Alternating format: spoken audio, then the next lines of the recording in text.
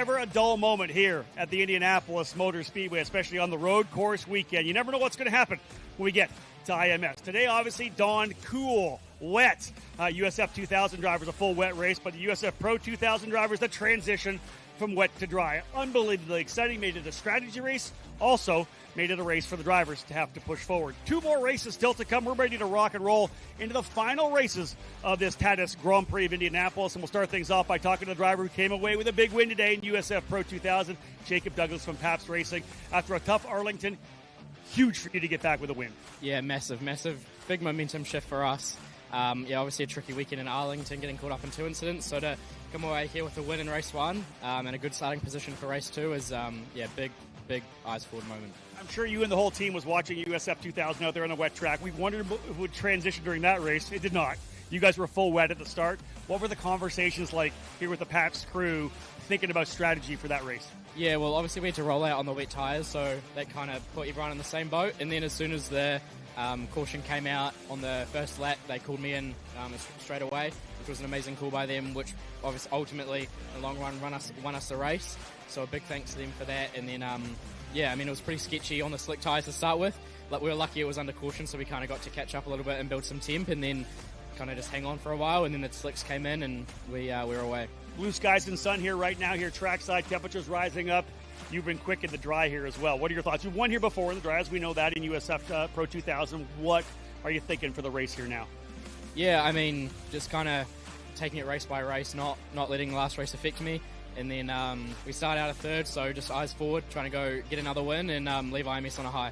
Winning at Indianapolis, you've done it before. How much does it mean to a young driver like you? IndyCar teams are here, Indy Next teams are here. What does it mean to a guy to win at Indianapolis? Oh, it means a lot, It's a special place, the racing capital of the world. So, crossing the bricks, seeing to stand up on the podium as well is an amazing feeling, and I wouldn't trade it for anything. Jacob and 18 other Pro 2000 drivers will be rolling out here. But first, USF 2000. They'll cap off their triple headers. We start a back-to-back race before the Sancio Grand Prix for the IndyCar Series.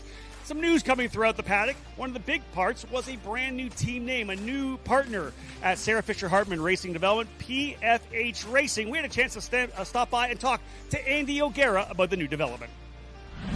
A great deal of news being unveiled here at the Indy GP weekend at Indianapolis Motor Speedway. One of them coming actually in the paddock as well. A brand new team name for Sarah Fisher Hartman Racing Development. They go to PFH Racing. Andy O'Gara joining me here. It's new for the team. A lot of new branding coming out. You got a new hat. Tell me about the new program with the Petermans. Yeah, absolutely. We've been friends with the Peterman family for over 40 years, and in and out of racing and in business, stayed friends and get to go and have lake weekends together and enjoy bouncing ideas off of each other. And Chad and I sat down about 3 years ago, and his ultimate dream was to get the family back here to the Indianapolis 500. I've made the introductions the last couple of years. They've been on some Indy cars at Indianapolis. Shared a lot with them about the development team and about where we're trying to grow with Vian Bossoff and our son Danny and Elliot Cox and my brother Kyle and all the different drivers that we've brought through the program. And really with the goal of getting these kids back to Indy. And he believes deeply in the USF 2000 series and the USF series in general and the ladder system. And that's our goal, is to continue to bring young kids along and get back to the Indianapolis 500. You're obviously growing roots, right? You're in the series for a couple of years now. You got the Bossoff back for the second year. I know you want to get that second car, that third car, maybe expand to the other series as well. What do the Petermans bring to the table for you? Everybody, obviously has to come in with their own tools. It's really just the business acumen. They don't question us on the racing side, and we certainly don't question them on the business side. The strategy that they've brought forth just in the last couple months of working this program out and putting the plan in place for the next 3 to 5 years is beyond exciting. We're not even chipping at the ice right now. There's so many opportunities and so much action, and what they bring to the table from the platform side and their history and how they market their companies and the education based and just the trades in general. It's just super exciting. Gives us a lot of opportunity. Sarah and I are very competition based at the racetrack, but we do still lack some of the marketing side and taking the team to the next level. And I think they complete this and round out the picture for us moving forward. Well, obviously the lineage is big with you, right? The O'Gara family, Sarah here at the Speedway as well. Let's talk about Danny. I want to give a little You got a son. I've been watching him come through karting. I know he's been in the race car now. He's in the Lucas Oil School. Yep. When do we get to see him in a USF Juniors or USF 2000 car? He's coming. He's coming along really well. He's done an awesome job on the Lucas side. We got a Kenyan midget this year. He's going to run to get some oval seat time. He's still after the karting side. Just made the shift to KA. Pretty much won at every level there, and won in Lucas, and just podiumed a couple times down at Sebring a couple weeks ago. We've had him out in the 2000 car 3 times already at 11 years old, so he turns 12 in June. We're going to stay after the testing program and work him hard the next couple years and be ready for juniors as soon as possible. Danny O'Gara, folks, remember that name. We talk a lot about the second generation, all the different companies and they get behind these teams, the tools that you need. Obviously, the Peterman's coming in, bringing something to this team that they needed to grow and get back to the Indianapolis 500.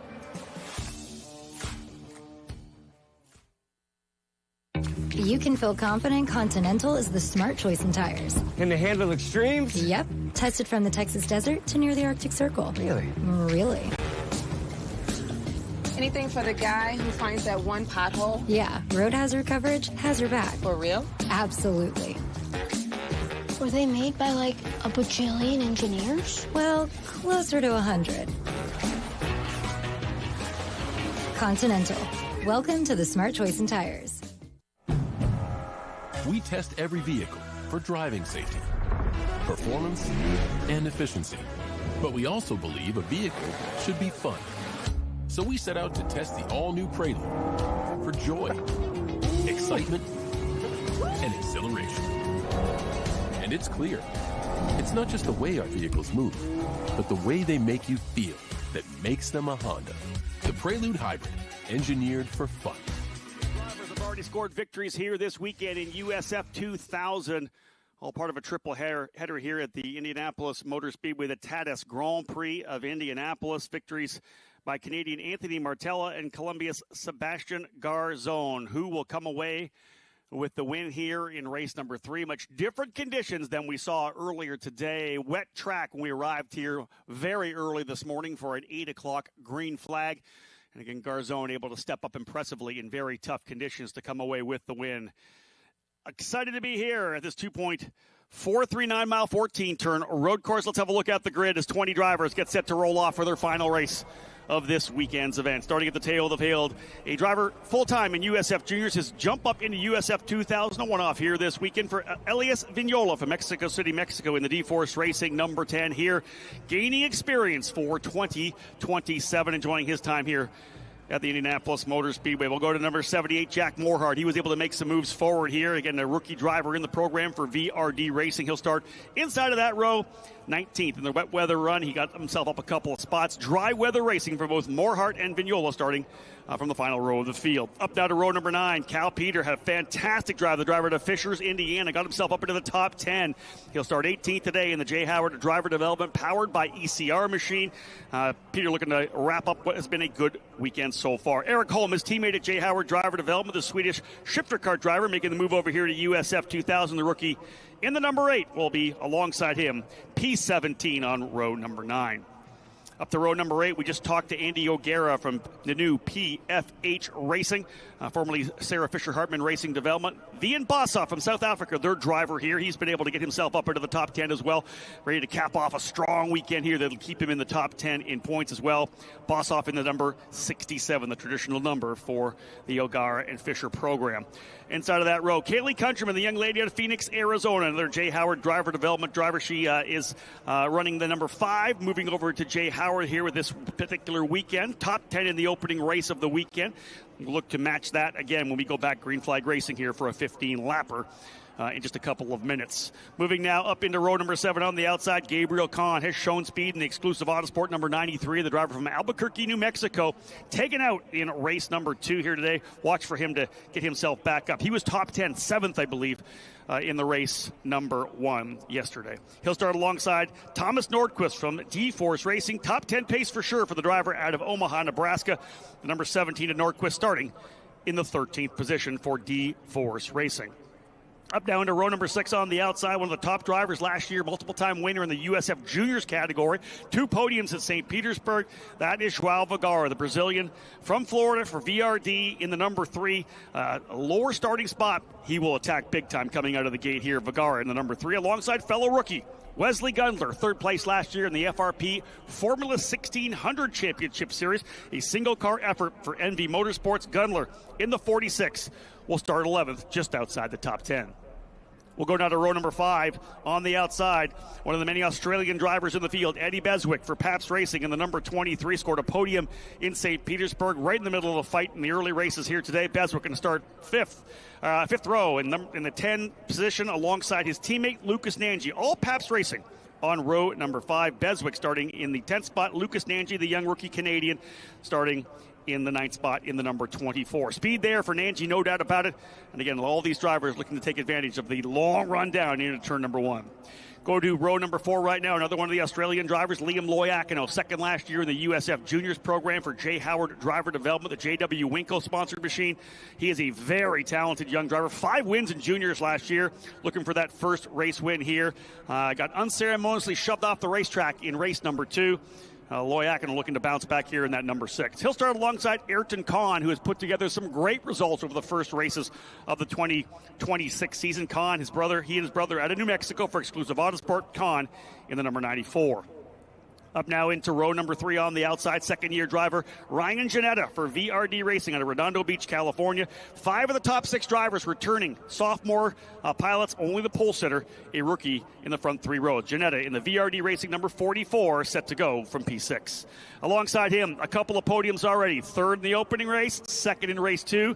First would complete the cycle for Evan Cooley from Exclusive Autosport in the number 90 machine, bouncing back. He and his teammate Anthony Martella after a very rough start in St. Petersburg, but big points already on the weekend for Evan Cooley. Row number 2, your point leader, 3 wins and a second-place finish for Sebastian Garzone. This kid was impressive in the wet weather this morning, able to run away for a victory. He's 3rd on the season. The D-Force Racing driver from Columbia in the number 12, a healthy point lead here to the first quarter of the season. Alongside him, again, one of our other Australians, that's Brad Majman for PFH Racing in the number 22, always up on the wheel. Majman ready to try to go for his first win of the 2026 season. 20 drivers in the field. We'll put 2 on the front row off pole. His second win of the season came his career came in the opening race of the weekend. Also won at the Oval in IRP last year. That's Canadian Anthony Martella. He's had some good runs already, moving himself up the points after that tough run in St. Petersburg. Expect him to battle for a race win here today. Martella in the Exclusive Autosport number 92, set to roll off from 2nd. But here's the drivers on the pole for all 3 races. $3,000 worth of pole awards from Continental Tire.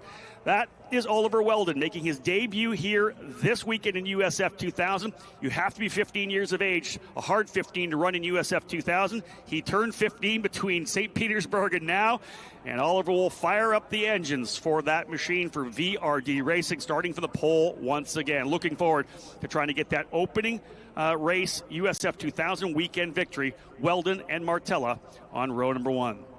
Engines coming to life now. Majman and Garzone row 2. Cooley and Janetta row 3. Khan, Loiacono row 4. Nanji and Beswick row 5. Gundler and Vergara row 6. Nordquist alongside Khan on row 7. Countryman and Bossoff row 8. Holm and Peter row 9. Morhart and Vignola on row number 10. Weldon will lead him away, and I'll bring in the other member of the broadcast team, one of the voices here at the Indianapolis Motor Speedway, Mr. Alan Beswick. Great to have you with me again, Alan. We've seen some good racing already this weekend. Yeah, Rob, fun. Always fun to be with you. Watch the rising stars of potential, the next generation of NTT IndyCar Series drivers.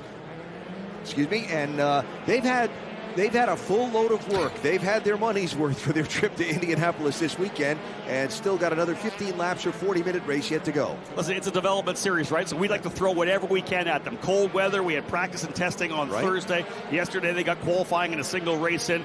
The wet weather track this morning tested them all in damp conditions. Now they get a track that's perfect, but right after IndyCar qualifying, a lot of Firestone rubber is going to be down right now. This track could be slippery. It could have a ton of grip.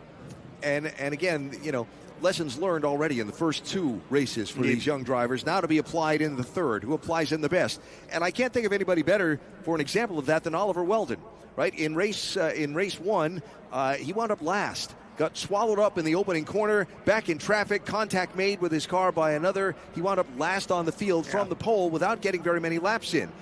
Earlier today, in the wet weather, what experience gained, and came away with a podium finish at the end of it to show for it. Here he is now applying those lessons, starting on pole for this one. Yeah, again, 3 times he's led them down, or twice already. With the third time now, he will lead them down into turn number 1. Expect 4, 5 wide. It's a very wide racetrack, but a very narrow exit. Maybe 2 for sure, maybe 3 wide coming out of turn number 1. So you got to make sure you pick and choose your turn-in point. And again, 15 laps for the drivers here in USF 2000. From here, they look forward. Still Indiana for the month of May, as they all run the oval races at the Carb Night Classic out at Indianapolis Raceway Park in just a couple of weeks' time. But indeed, yeah, everybody coming in with a little bit different story. Weldon, the rookie driver, trying to finally get that race win. You got Sebastian Garzone, 3 wins in a second already on the season. He's not in a big hurry. He can take his time, maybe another podium. Keep stacking the points up like some drivers have done in the past. He could cruise to the championship, but we are still so early in the program. Drivers working their way out of turn number 12 over to 13. Race director Joel Miller asked for a quicker start, 60 mile an hour plus, and it worked in the first 2 races. Everybody to the tail of the field trying to roll up in. They'll wait till they get past the pylon before that green flag will come out. They get it thrown at the start-finish line. The radio will come to life with the spotters telling them when to go green, and we are lining things up. I'll have my eye on the starter. We got it, folks. Green, green, green for USF 2000, their final race of a triple header. And they'll go 3, and what did I say? Maybe 5 wide, 4 for sure. Who tries the top side? 4 wide is what it's going to be. Does Weldon come out with the lead? I think he does. A little bit wide at the apex. Nicely done for Oliver Weldon. He will take the lead through 2, 3. They are double file all the way back through. 1 driver dropping a wheel coming out of the corner. Otherwise, settling in nicely. Liam Loiacono puts that very bright yellow Jay Howard driver development powered by ECR car to the inside of 4. Everybody's clean and green so far. If you go to the right side of the chicane, take the escape route, you have to give a couple of spots back. Everybody, Alan, getting through the opening lap. Here's a challenge for the race lead as they head down to turn number 7. Can Weldon defend there around the corner? Looks like so far so good, and everybody cleanly through that second heavy braking zone. Look at this scrap up front. That might be Majman actually into the lead right now, Brad Majman, because it's the white halo of Weldon to pick that out. And yeah, we are underway. What a fantastic start there. Brad Majman goes to the lead. Weldon slotting back into second. Hey, listen, clean opening lap is fine. You don't need to lead the opening lap. Get into the battle here. It's such a long straightaway at the Indianapolis Motor Speedway. The draft always plays a huge role.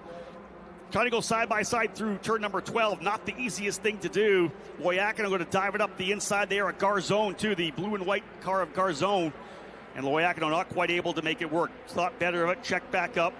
And that's brought one of the other Paps cars in as well. Eddie Beswick up on the wheel in a big way. This Knot now racing back for about 6th, make it 5th position as they head to the braking zone for turn number 1. They'll be a little too wide there. 1 car locking up a couple of spots ahead, but everybody through okay. And a couple of positions changing hands here in turn 2. Yeah, Lucas Nanji was thinking about going there to the inside of Loiacono, but thought better of it, and that move, that little checkup, I believe, allowed the 94 of Ayrton Kahn to get in. So good start there for Ayrton Kahn. He gets up another position as well, but hey, right now, in beautifully dry conditions, gorgeous day, 65 degrees trackside. The drivers have handled these opening couple of laps fantastically. We see a bit of a defense from Nanji coming down the Holman Straight, the Humboldt Boulevard into turn number 7. He'll defend to the inside. Watch this one. Trouble. 2 drivers together there. The driver in the middle got sandwiched, and 2 drivers getting together. That looks to be the number 44, I believe. Yep. Tough one for Ryan Janetta there. I think he might have been just on the outside. The driver who went to the inside, up and over, and then into the side of him. Janetta still able to continue, but you can kind of see that thing evolving, Alan, when they tried to go 3 wide through the corner. We've got somebody off the pace in turn 9. I believe that might be a full course yellow here. Yeah. Might be Joao Vergara, car 3, that stopped over in turn 9. And so we'll get the first full course yellow of the race from that contact in turn 7, eventually unfolding down the race course. All right, let's have a look at what happened here. We talked about the incident in turn number 7. Better shot from the outside. Watch one of the drivers coming diving down the inside. Doesn't make the corner, up and over top. Yeah, that was, and you can see Janetta was just the collateral damage on that. Trying to pick up which driver. It might have been one of his teammates, actually. It could have been Vergara. Yeah, I think it was actually Vergara. Yeah. So the number 3 of Vergara tried the big move down the inside.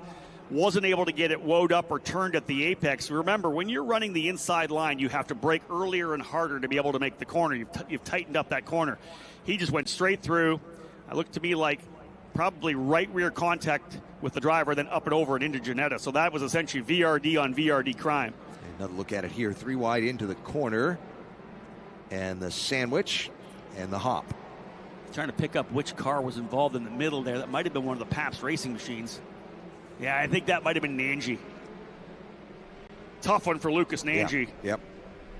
Yeah, tough break there. So first full course yellow of this third race of the weekend will slow the proceedings and send the AMR safety team out to work to try and help that stranded Joao Vergara machine away from turn number 9. It looked to me like Giannetta was able to drive away and continue on, which considering his car was the one that took the big hop in the air, I was a little shocked by that. Interesting, because he was on the outside there. I think he figured he was going to be able to have the advantageous position and have the inside for turn number 8. Instead, his teammate came across and essentially sideswiped. And there's Giannetta there in the number 44. And it's not crabbing. It looks pretty good. So shout out. Again, this is a Tatis Grand Prix of Indianapolis. So shout out to Tatis for a strong race car as it continues here. Maybe a little flutter, I think, maybe of the floor there, the left side floorboard. That's a potential. They'll have a look at that. They may even bring him in with time here. Why not bring him in, have a look over the race car? You're at the tail of the field. But yeah, sure. Got to feel bad for the drivers involved in that one. I think it might have been Lucas Nanji as well that got involved in that. So tough for sure for both Giannetta and Vergara. Giannetta will have a chance to rebound. See if they bring him into pit lane. They do not at this point here. So, Rob, you follow this series all across the country and all of their stops. This is the 5th of 18 rounds over 8 weekends across the country for the USF 2000 series. Let's talk about the cars that people are watching race here today and some of the specs and what sets them apart. Yeah, again, built by Tatis in Italy. It's a spec series, Tatis chassis, Continental tires, the engines, all the inline 4 2-liter power plants built by Elite Engines up in West Bend, Wisconsin. Steve Knapp, former Indy 500 Rookie of the Year. He and his son Logan on charge of that program, building the engines for all 3 of our series in the USF Pro Championships. But 160 horsepower. And again, as you move your way up to USF, probably about 200 horsepower. It's our 160 for our juniors, and then about 260, 270 for the USF Pro 2000 cars. So around 200 horsepower. And we actually took a restrictor off just last year that's allowed the car to kind of come alive a little bit. So the USF 2000 machine, again, it's been around for so long. You use the word Formula 2000 or USF 2000. If you're a historian, you're going back to early 90s when the USAC USF 2000 program was running. Dan Anderson, who runs this program, Anderson Promotions, was part of the action back then as well.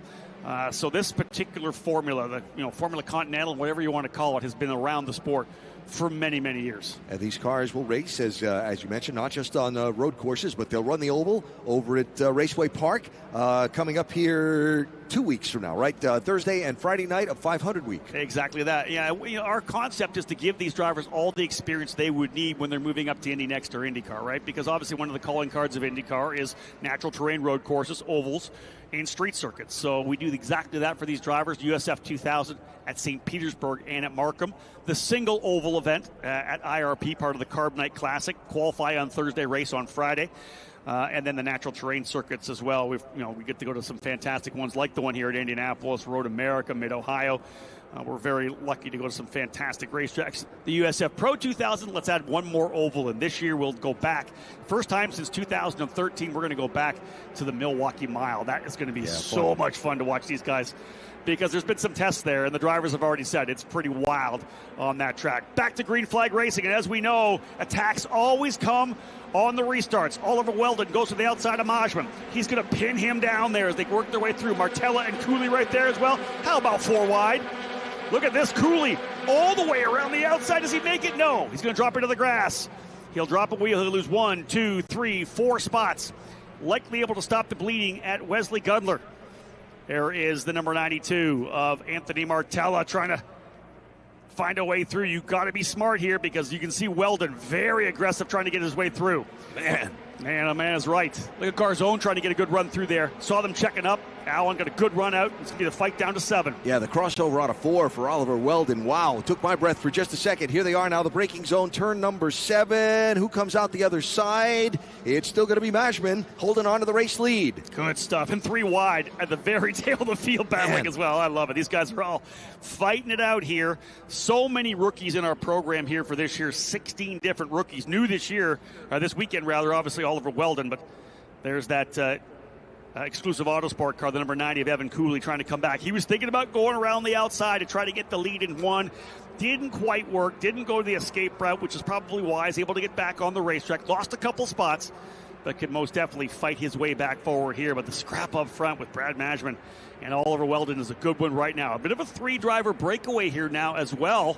That might be Beswick up in there. So there's Beswick right in there. Yeah, he's in the middle of the fight as well as they come back across the line. We'll put lap number 6 or 5 rather in the books. Mashman, Weldon, Martello 1, 2, 3. Then you go back to the battle between Liam Loiacono, Eddie Beswick, Sebastian Garzone, Evan Cooley, and Ayrton Kahn. So lock up there going into turn 1 for Weldon, but he's able to hold on to the 2nd spot. Here this fight again for 6th position as the black car with the red wing there, 23, Eddie Beswick from Australia, trying to hang on to a spot, being challenged by Sebastian Garzone, trying to work his way to the front in this race after finishes of 2nd and 1st in the weekend's first 2 races. Yeah, Garzone's a point leader with a pretty good gap, so we talk about the fact that he can kind of maybe not quite be as risky, but these guys are drivers. Let's be real. They put the helmet on, the visor goes down. That's right. And they're trying to go to the forward. You can be sure that David Martinez, co-owner of D-Force and one of the driver coaches, is on the radio. Got listen, be smart. Let's get that result. Let's not get a DNF. Be smart here. Garzone's a veteran and gives that position up. They keep digging. A lot of great battles throughout the field. Look at this one coming through turn number 11. I love that as well. Great scrap there with a number of drivers. Wesley Gundler, Lucas Nanji, Thomas Nordquist, Gabe Kahn as well. Everybody fighting for every spot on the racetrack they can get. Big mover in the race so far would appear to be Liam Loiacono, driver running in 4th place now. This is driving car number 6, a familiar-looking paint job. 18-year-old from Australia, driving for Jay Howard Driver Development, powered by ECR. And he's worked his way up in the opening couple of laps. Has a shot at a podium if he can keep moving forward. Still a long way to go, too, Alan. 6 laps down, 9 laps remain. Of course, our USF Pro 2000 drivers getting suited and booted right now back at the paddock. They'll be up for their 25-lap race right after we finish up the podium presentation here. There's the scrap with Wesley Gundler, Lucas Nanji, Thomas Nordquist, and Gabe Kahn. That is the fight from, I believe, 10th back into 12th or 13th. So a good fight there. And listen, again, driver development series. I don't care where you are running on the racetrack. When you're in the middle of a fight, you're learning. You're in that dogfight, that battle. Sometimes I'll say if you're back outside the top 15, I don't want you wrecking each other, but put the pressure on the guy in front of you to try to force him into a mistake. You're learning. When you're back outside the top 15, you're learning year. Learn how to put the pressure on. Learn how to force him into dropping a wheel, making that mistake, going too deep into turn number 1. If you keep the pressure up, you're going to get gifted an overtake as opposed to having to force one. And learn what doesn't work. We saw that from Evan Cooley earlier, right? Yep. He tried that move into turn 1. He wasn't in the right position to get the angle right into the corner, gave up some spots. Okay, I won't do it that way again next time. Will we get our 3rd different winner on the season? Victories for Sebastian Garzone and Anthony Martello thus far. Brad Mashman leading the way. And they've got a bit of a lead now. Mashman, Weldon, and Martello have got a nice little gap ahead of Loiacono and Beswick. So the 2 Aussies, Loiacono and Beswick, trying to close up, but they got an Aussie leading already. Look at this big move to the outside. Weldon throwing everything at him, Alan. Weldon's looking a little antsy there, in behind the race leader, down the end of the straightaway. Got one off in the grass and took the shortcut around turn 1.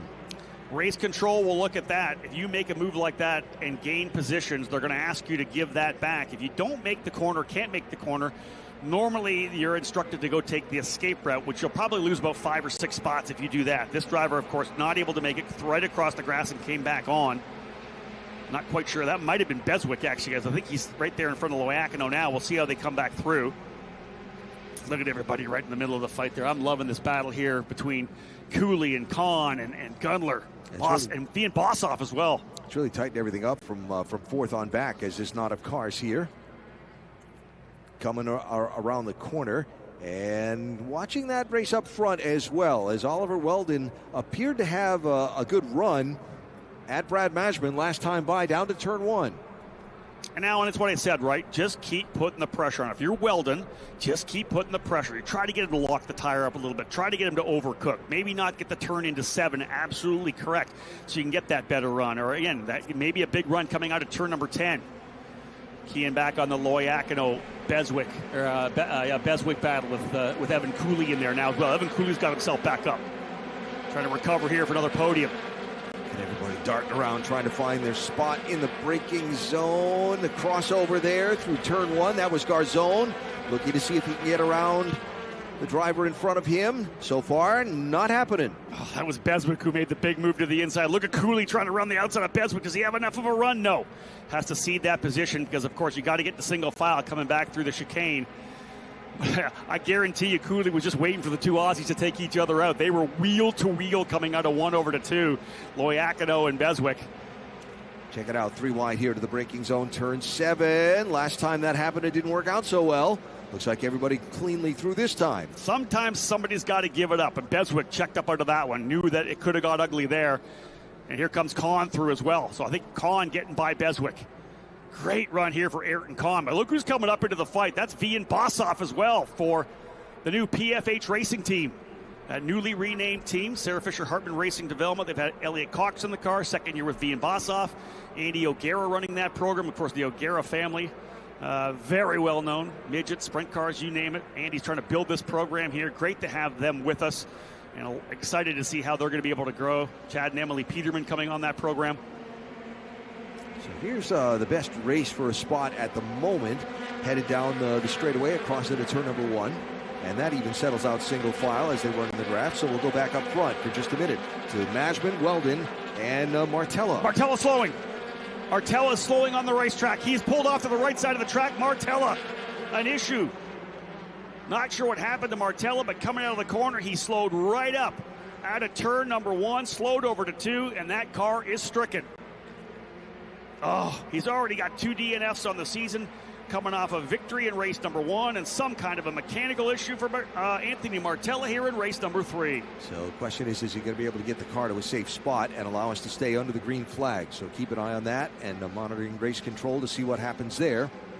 But the driver that was running in 3rd is out of the picture, and suddenly it's a 2-car race for the top spot. Yeah, that's going to now move Garzone up into the 3rd position. Loiacono runs in 4th. 5th is Cooley. 6th will be Beswick.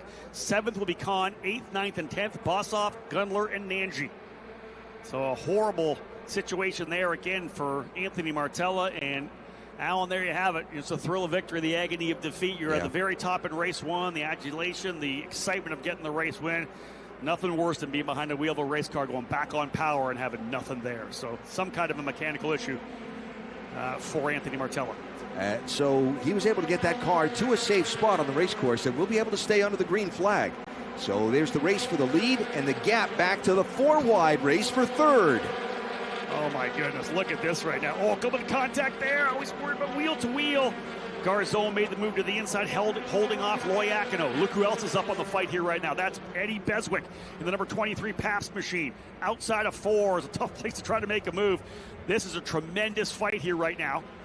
Again, this is for 3rd, 4th, 5th, and 6th. Big gap back to 7th, 8th, 9th, 10th, 11th, 12th, and 13th all running together there. Ryan Janetta, 13th, fighting his way back forward after the contact in turn 7 early in the race. You saw from that last camera shot over there, turn 5 and 6, that Martella had been able to get his car to a safe spot. He's climbed to the machine. He's back behind the wall. And so we stay under the green flag, and the local yellow that was being displayed in that area has been withdrawn. So full green all around the course here, and hot and heavy all the way back through sections of the pack here. And a quick shout out to Anthony Martella, realizing there was an issue in getting to the right side of the racetrack. Instead of stalling and slowing in the middle of them, maybe diving to the apex of turn 2, quickly got to the outside of the racetrack. You saw a number of drivers have to kind of take evasive maneuvers coming through the corner and seeing him so slow on the exit. The key now, Alan, will we have a battle for the race win? We are 10 laps in. Are we going to make it 11 laps, 4 to go? Majman versus Weldon for the race win, because the fight also for the final position on the podium is going to be, I think, pretty exciting. But do we get a race win battle? Does Weldon have anything for Brad Majman right now? And so there are the top 2, and it's a 5-second gap back to 3rd. Sebastian Garzone for 3rd as we look even farther back at the scrap that stacks up off turn 1. Oh, that's Ian Bossoff involved in that one. That was that fight we talked about just inside the top 10. Ian Bossoff looks like he's able to continue, but went around with the contact there. Looks like everybody's cleared the scene and will stay under green. Tough. They were having such a spirited battle there, but again, with open wheel racing, it doesn't take much to lock a wheel.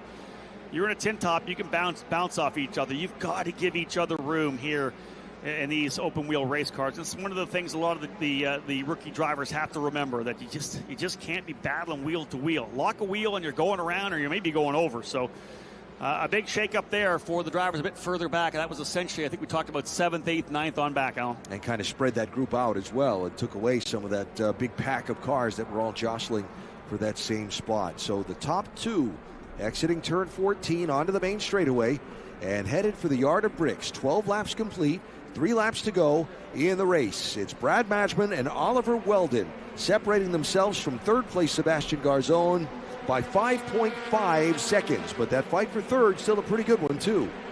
You know, you look a little back there, it's Garzone just relaxing right now in third. Can you imagine starting the season off with 5 straight podiums, 3 wins? That's what you're trying to do out of the gate, is pack up a lot of points, get rid of a lot of people that think they may be in championship contention. He's getting it done right now. Great job out front. Liam Loiacono very fast, but the fast lap of the race actually belongs to Eddie Beswick at 125.9. It's the quick lap that shows he has pace, but it's also a bonus point as well. Most laps led, 1 point, pole 1 point, fast lap 1 point, 30 points for a race win. Brad Matchman looking to add those on, but Oliver Weldon trying to steal that away. So third place Garzone has put a couple of car lengths on fourth place Loiacono and fifth place Beswick. But here the race for the lead. Oliver Weldon continues to stalk Brad Matchman as we get now to the final couple of laps. Yeah, Brad's looking really good right now, in control. Even with the draft, Weldon does not seem to quite have the pace to be able to reel him in. That big run down both straightaways. If you got the pace, the draft is going to pull you along in a big way. It's just not playing that way right now. Let's see if Weldon can get a good run out here back onto the front straightaway. It's, again, such a long run.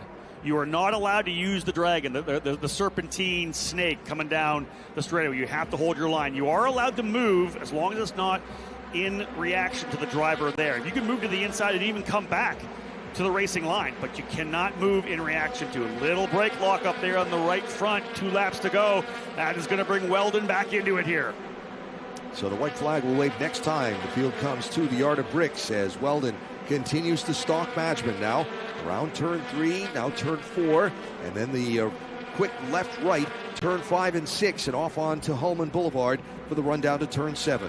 It's a year in USF Juniors last year for Oliver Weldon, was not able to get on top of the blocks as it happened here in his debut USF 2000 race. Brad Matchman, veteran driver here in the program, looking really good. There's more battles further back there on that penultimate run down Holman Boulevard. Matchman hitting all the marks. Weldon pounding those curbs coming through the 7, 8, 9, 10 combination. 2 car lengths coming out of 10. Just trying to find a way to keep the pressure on, hope for a mistake to get a little help. A little bit of a right front brake lock up for Matchman down into turn number 1 in the last time. Does that help at all for Weldon? He's going to have 1 more run there and 1 more run into 7. Really hard to get the job done anywhere past turn number 7. Weldon's right on him again. He's keeping that car a bit to the right side. Wants some of that air over the right front wing segment to get that downforce. Oh, he's close. Oh, he's close. Now he got to move out to pinch down. Weldon's going to try to make a move on him. Final lap. White flag flying. Weldon to the outside. Matchman to the inside. Who goes deep? Who comes away with it? Weldon not quite there. Here comes the over-under. Beautifully done over-under. Side by side coming through. A little wide on the exit there for Matchman. He's right on him. Little touch on the attenuator. Weldon throwing everything at Matchman. This is good stuff. Mano-a-mano battle here in USF 2000. The Aussie versus the American.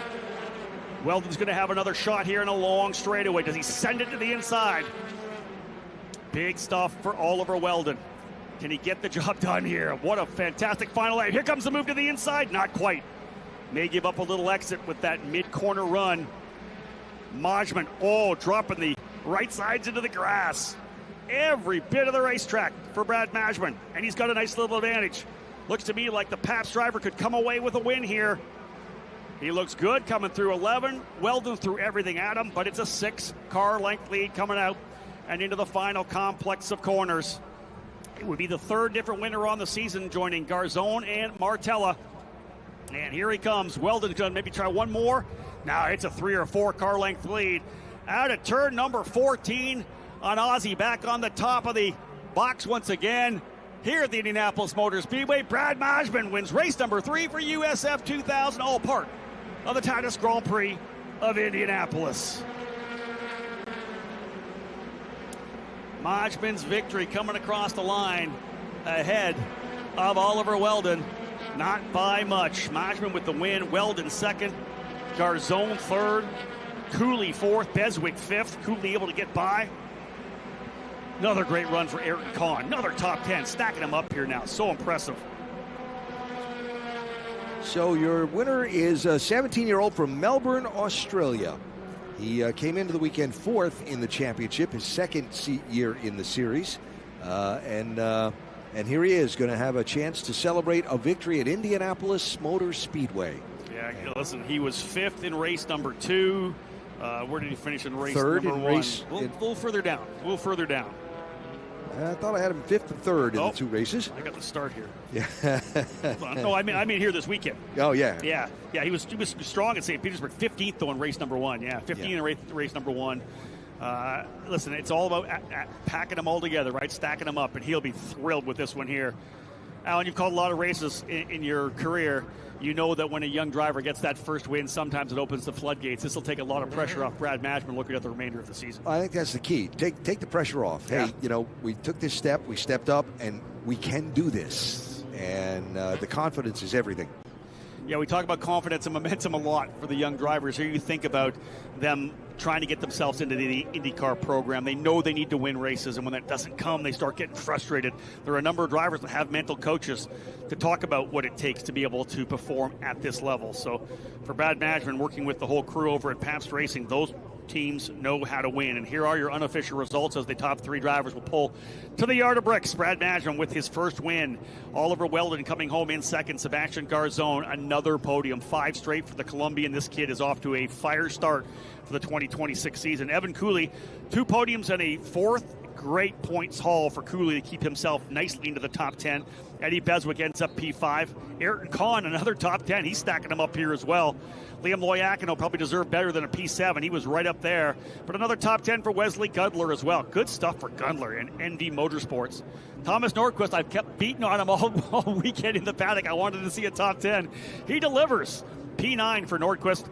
Elias Vignola from last, Allen, up into 10th. Great stuff for him as well. Gabriel Kahn, Eric Holm, 11th and 12th.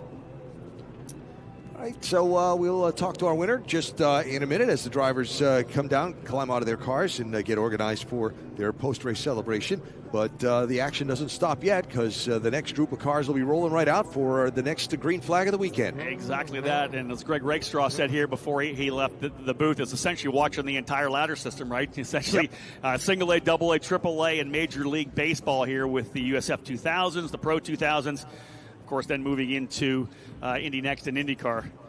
Good celebration there for Oliver Weldon. He threw everything at them for sure. But what a victory, again, for Brad Majman, waiting for him to get out of the race car. Good stuff. Sebastian Garzone.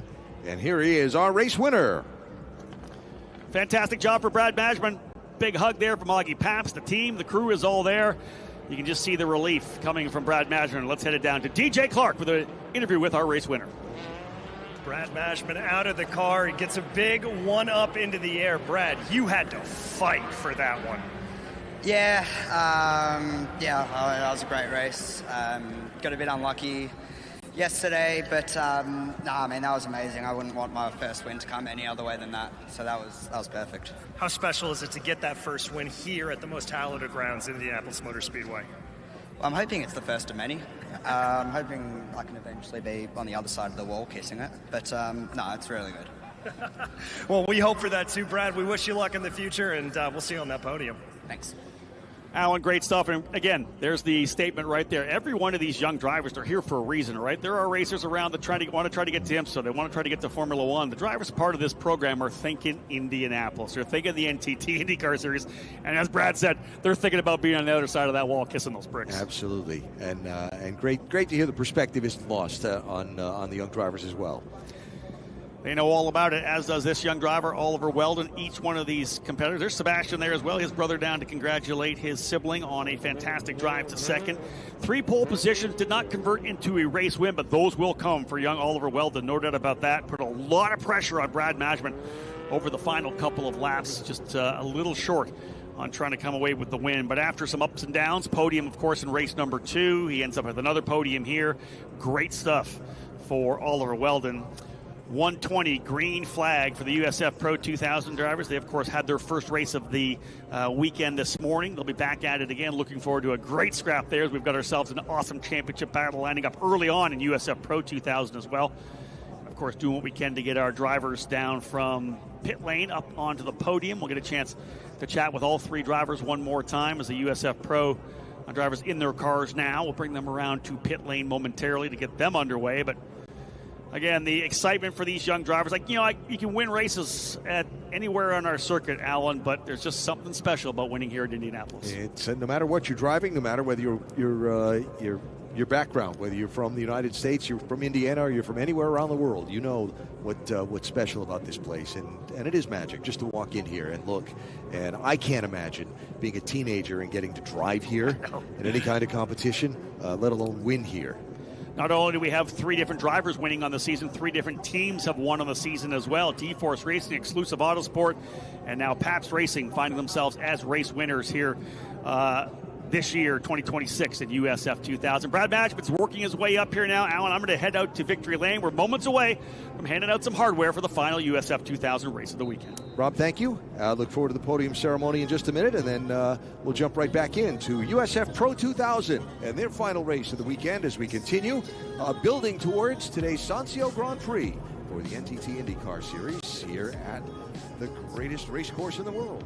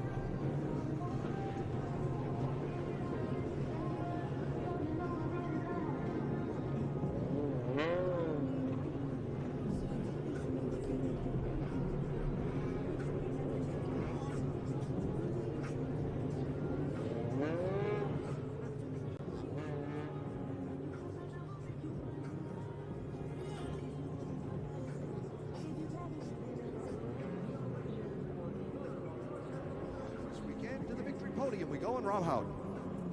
Alan, thank you so much indeed. For the final time, our USF 2000 drivers up here onto the podium to celebrate their successes here at the Indianapolis Motor Speedway, all part of the Tatis Grand Prix of Indianapolis. Let's bring out our first driver here. He's been on the podium every race so far. Put your hands together for the D-Force driver, Sebastian Garzone. I knew you weren't going to be smiling coming around the corner, but you've got to be happy with another podium. You keep stretching this point lead. Tell me about your race a little bit. Not winning, but it's still back to the podium. Yeah, it was the most difficult race I had in these 5 races. In the first lap, I tried to pass someone and he put me in the grass, and I lost too much positions.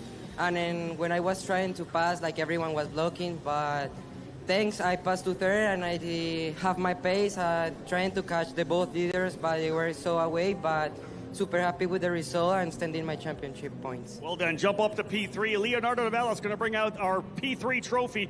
This kid is racking them up here right now. The Colombian for D-Force Racing. A massive lead in the points, 5 straight podiums, 3 wins on the season already.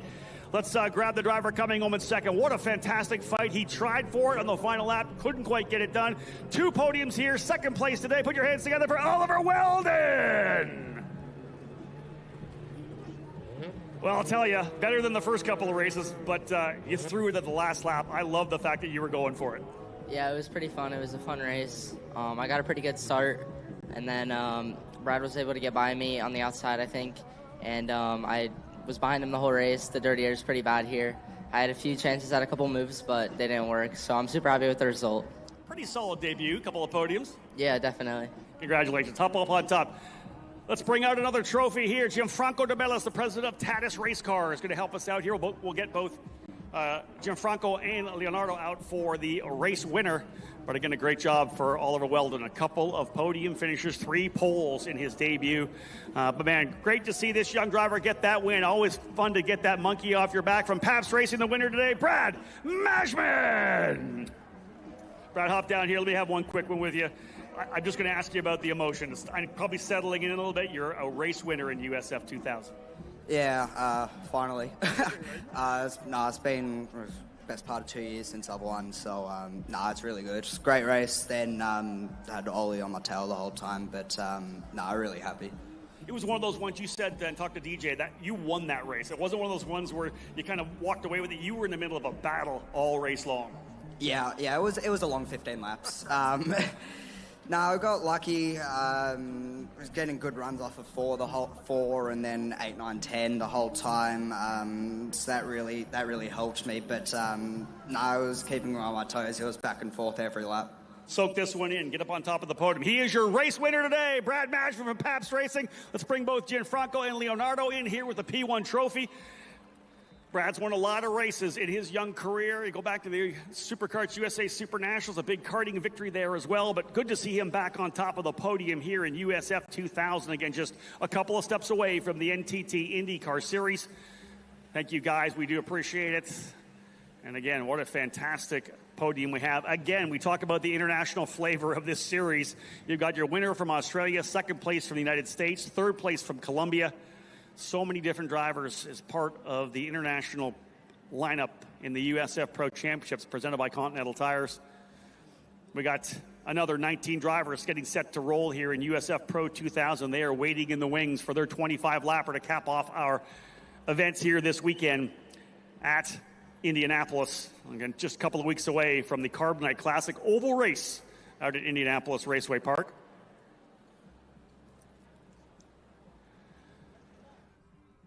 Bit of the trophy dance down here, getting things dialed in with the right hats as well. Big thank you to our sponsors, VP Racing, Continental Tire. Got some awesome guests joining us here this weekend, too, all part of this Tatis Grand Prix of Indianapolis. All right, let's get that bubbly passed out to the drivers here. Got Sue out of the way, guys. For the final time here. Grip it and rip it. Let's have some fun and celebrate your success here in Indianapolis. Excellent job. First career win for Brad Mashman. Another podium for Sebastian Garzon, and second podium as well here for Oliver Weldon. Sebastian Garzon will take the point lead to the Carbonite Classic. Great stuff here today. Folks, amazing. More racing still to come. Don't go anywhere on the broadcast here. In just a few matter of minutes, we'll get back at it with USF Pro 2000.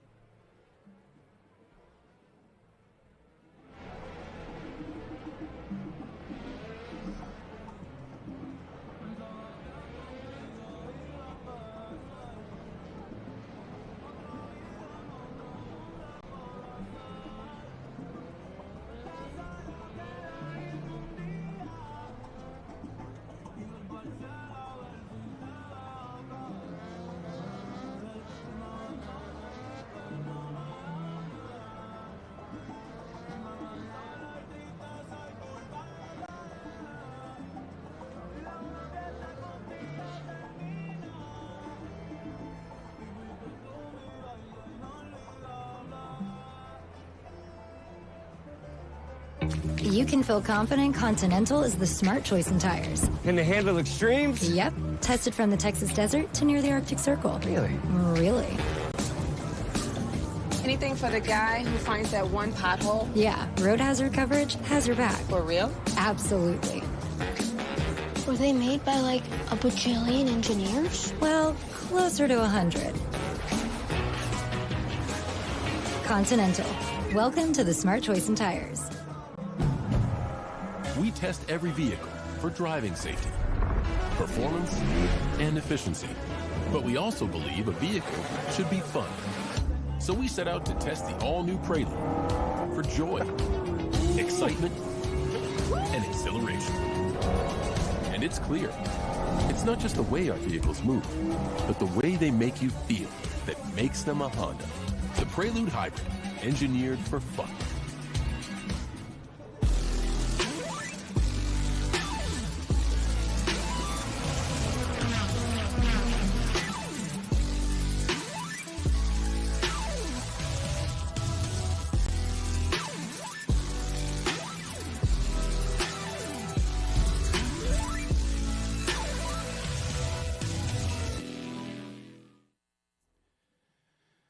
Well, it's out of the frying pan into the fire as we keep coming with the race cars here. USF Pro 2000 rolling out on track. 19 drivers getting set to go. The back end of their doubleheader here this weekend. The drivers rolling themselves out onto pit lane. 25 lapper here for the drivers. It is up to 66 degrees now. Beautiful blue skies, a little bit of cloud. Nice and warm.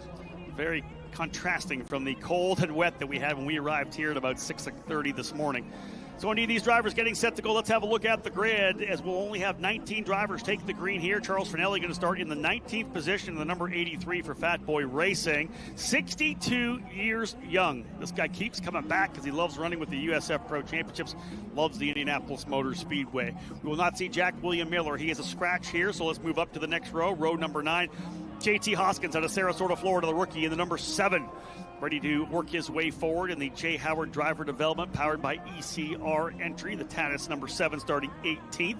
Alongside him in the Indiana University Kelley School of Business machine, Joey Brands has had a couple of good runs throughout the year, but man, a good one in the opening run as well, getting himself into the top 10. Brands in the number 91, starting from 17th position. He'll have to repeat what he was able to do in race number 1. Up now to row number 8, a rookie driver. Started the season off at USF 2000, had a great run in a one-off in USF Pro at Arlington. He's decided to run the full season here in the USF Pro 2000 category. Colin Aiken in the number 11 from Jacksonville Beach, Florida. The VRD driver starting in the 16th spot. Alongside him out of Charlotte, North Carolina, that is Tyke Durst in the number 3 for Turn 3 Motorsports. Durst on the inside starting 15th. Move now to row number 7. It's all Turn 3 on row 7 on the outside from Austin, Texas in the 44 for Turn 3 Motorsports. That's Brady Golan. He'll start 14th. Alongside him, Leonardo Scorpioni, USF Juniors champion last year, a winner from Arlington. A rough run in the opening race. He'll try to battle his way back forward to Scorpioni in the 4, starting 13th. Up now to row number 6, starting 12th on the outside. A podium in his opening race in USF Pro 2000, the Canadian Mayor D'Honorine in the number 20 out of Toronto, Ontario, Canada. Very impressive the rookie was, making his debut in race number 1 earlier today in those changing conditions. D'Honorine starting 12th at the number 20. Alongside him, one of the younger drivers in the field, Christian Cameron out of Sonoma, California. Had a fantastic run up into the top 3. A penalty dropped him a little further back after a jump start. But the TJ Speed Motorsports pilot of the number 27 will roll off from 11th spot. Into the top 10 right now. We're looking for a bounce back. It's Michael Costello. Contact in the opening race put him down the order. The Turn 3 Motorsports driver for the number 2 starting in the 10th position. I expect to see Costello very aggressive at the very beginning of this race. He'll start alongside Thomas Schrag, runner-up last year in the USF 2000 championship program. The TJ Speed Motorsports rookie from Bethel, Ohio. Number 26 Schrag starting in 9th. Row 4, we'll see Teddy Masella. He was one of the top drivers in USF 2000 last year, making the calculated move up here to USF Pro 2000. The VRD driver in the number 25, going to roll off here from the 8th position.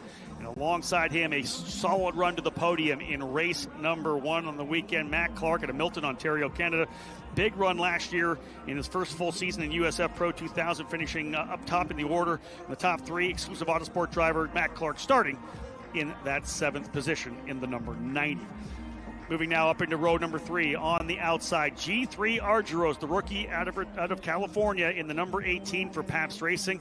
You know he'll be trying to work his way to the forefront, wants that podium finish here this weekend. He'll start alongside fast Frankie Mossman, who came into the weekend as the point leader in the number 77 for VRD Racing. Mossman starting in the 5th spot. Looked like he may have been able to run to a win earlier today. They rolled the dice on the weather, had to come in for new tires. So the sticker tires did not play out for him, but he's got the speed to run up front. Row number 2 now, Andres Cardenas, the driver out of Peru, who got a penalty actually in the race for contact. Would have started on the pole. 3-position penalty. We'll drop him down to P4 in the J. Howard driver development machine. Cardenas going to start here in 4th. Alongside him, Sebastian Manson. Solid second qualifying lap for Manson, the number 22. His best start of the season. The Turn 3 Motorsport driver on the inside of row number 2. 19 drivers in the field, 2 on the front row, off pole. Already a race win here on the weekend. His second at the Indianapolis Motor Speedway. That is Jacob Douglas in the PFH Racing number 19 machine, looking to go back-to-back jacks here in the Fleet Cost and Care machine. Jacob Douglas, the Kiwi, starting in the 2nd spot. But the driver they're going to chase here, a race winner from Arlington, Texas, last year's USF2000 champion. He's got the USF Pro Championship scholarship colors on the exclusive Autosport number 92. Jack Jeffers on the pole position, and that's where he will start. The young rookie driver looking to follow in the footsteps of so many USF2000 drivers who have gone on to win USF Pro 2000 championships. It'll be Jeffers and Douglas on row 1, Manson and Cardenas on row 2. It'll be Mossman and Argyros row 3, Clark alongside Masella row 4, Schrag and Costello row 5, Cameron and Dianarine on row 6, Scorpioni and Golan on row 7, Durst and Aiken row 8, Brienza Hoskins row 9, Finelli by himself on row number 10. These cars, Al, probably about 4 or 5 seconds quicker than the USF 2000. More of everything, more horsepower, more downforce, bigger tires, better brakes, you name it. More of everything for USF Pro 2000. And more talent as you continue the steps up the ladder and the pyramid, if you will, toward the top levels of open wheel racing. So more talent here, a tougher fight to get to the front and get to the top step of the podium. This is the Tatis Grand Prix of Indianapolis, so I will kind of tease the fact that we are going to have a brand new Tatis race car for this USF Pro 2000 category in 2028. Hoping to be able to maybe unveil that before the end of the month. Keep an eye out for social media, folks. That new car is coming together very nicely. And great to have the folks from Tatis here. Gianfranco De Bellis is with us here, so awesome to have them as part of it, as is his son Leonardo. So awesome to have them with us as part of the action here this weekend. Engines have come to life down on pit lane. A 25-lap race, a 40-minute window. They had a very interesting race, Alan, to start the day off. They were the transition race from wet to dry. We saw pit stops. We saw some guys with some good strategies. Some guys tried to wait it off. It didn't work for them. This is one of those straightforward, dry races. Drop the hammer, drop the gloves, and go at it. And, of course, one of the big challenges of this course is getting through turn 1, lap 1, without any contact and without any damage. And then after that, trying to find a rhythm, trying to settle in. You've had 2 totally different conditions for these drivers, and if you count the practice and test sessions, really almost 4 totally different set of circumstances for these drivers to run laps on this race course. And when you get rolling, when the race starts, like, you're going to find yourself in little groups. Who are you racing with? Some of these drivers are new coming into the program. Maybe you've never gone wheel to wheel with that driver, so you're going to take a couple laps to figure out what you can and cannot do, maybe what some of their tendencies are. It's all about going to school and figure out who you're racing with. Yeah, where's the breaking point in turn 1? This section. These set of conditions. And again, it's changed so much. Remember, when they were on track, it was wet then dry. We've had IndyCar out for qualifying, a full race in USF 2000. So, this track is going to be much different than it was even when we were testing on Thursday. Perfect conditions for racing this afternoon here at the Speedway. 68 degrees Fahrenheit, the temperature. Track temperature is 101 degrees. A very light wind. It's really just a really pleasant day to open our month of May activities on the race course. So if you're here, of course, to enjoy the Indy Next and IndyCar race, this is again where a lot of the drivers that you are going to be watching, they got their start. Pato O'Ward came into this program many, many years ago, ran in the USF Pro 2000 category before moving to what was then Indy Lights.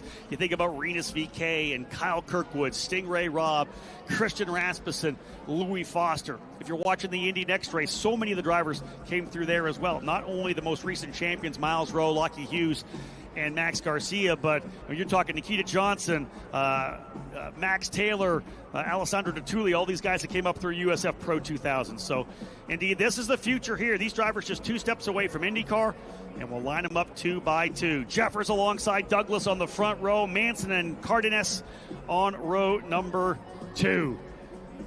Field lining up, and again, as I said before, our race directors asked for a little bit quicker of a start to try to get more cars down into turn 1 so they're not stacking all on top of each other, and it's provided some great starts so far. Out of turn number 14, they'll essentially wait to jump on the loud pedal. By the time they get to the pylon, we'll look for the green flag to fly. Drivers in position. Green, green, green, and we're underway. Big start for Jeffers. He gets the jump right there from the outside. Jacob Douglas tucks back in behind. He'll move to the left a little bit to try to defend from drivers coming around him. Jeffers opening the door on the bottom. He's going to be okay coming through. So is Douglas.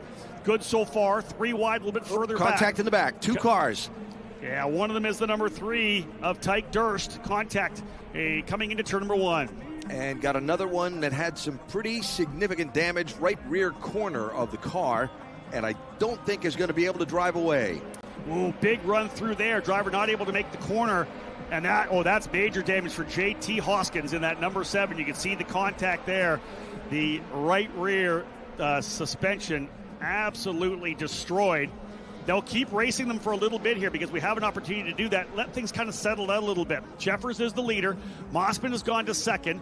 Douglas into third. Here's a big send down the bottom of the racetrack there. Wow, what a move there for Matt Clark, getting by the inside of the 22 of Sebastian Manson. So again, they'll let them race for a little bit, then we'll throw the full course yellow. Indeed, there it comes. So we did a little bit of racing. The guys go at it on the opening circuit. But again, contact between a couple of drivers here. Tyke Durst in the 3 and J.T. Hoskins in the number 7. And Alan, you kind of picked it up. I was following the leaders coming through and see how they were 3 wide. You kind of picked it up on the right side of our screen. Yeah, it's a typical thing. You'd stack them 3 and 4 wide, and then as everybody tries to sort it out, somebody maybe gets in there a little deeper than they thought and can't get it turned in time. And the result is 2 damaged cars out of the race before they've completed half a lap. Watch toward the back of the pack here. Yeah, back right. You see the number 7 there. Who gets too deep in? Well, there, and that's what caused it. Well, there's actually contact for Joey Brienza first. Yeah. It wasn't Tyke Durst. He essentially got on the binders to not get hit by Joey Brienza. I'd love to be able to see that again now that we kind of see how it played out. Brienza looks like someone got into his right front. He pushed off through. Tough one. Let's have another look at that now. We kind of know what we're looking for. Brienza's getting contact there coming into the corner. Again, they're looking like the 3-4 wide further back. And yeah, for Tyke Durst, there's just nowhere for him to go. Look at the last couple of rows. A little bit of a lock up there. Oh, boom from the back. Yeah. Yeah, well, Brienza had nowhere to go. The driver in front of him locked it up, and Brienza got into the back of him. That's tough. Chain reaction, Alan, it happens. Further back, everybody's kind of locking things up a little bit, trying to get through the corner cleanly. All it takes is one driver to go a little bit deep. Someone went deep, locked it up. Brienza with nowhere to go. He made contact there, and then poor Tyke Durst, right kind of in the middle of it. J.T. Hoskins was trying to go around the outside. Durst, he actually was on the brakes to miss him. And the shock that it must be to all of a sudden find yourself without a right rear tire and spinning around backwards when you thought you'd done everything right. But we talked about, different conditions than the race earlier today, and what's the braking point going to be in turn 1?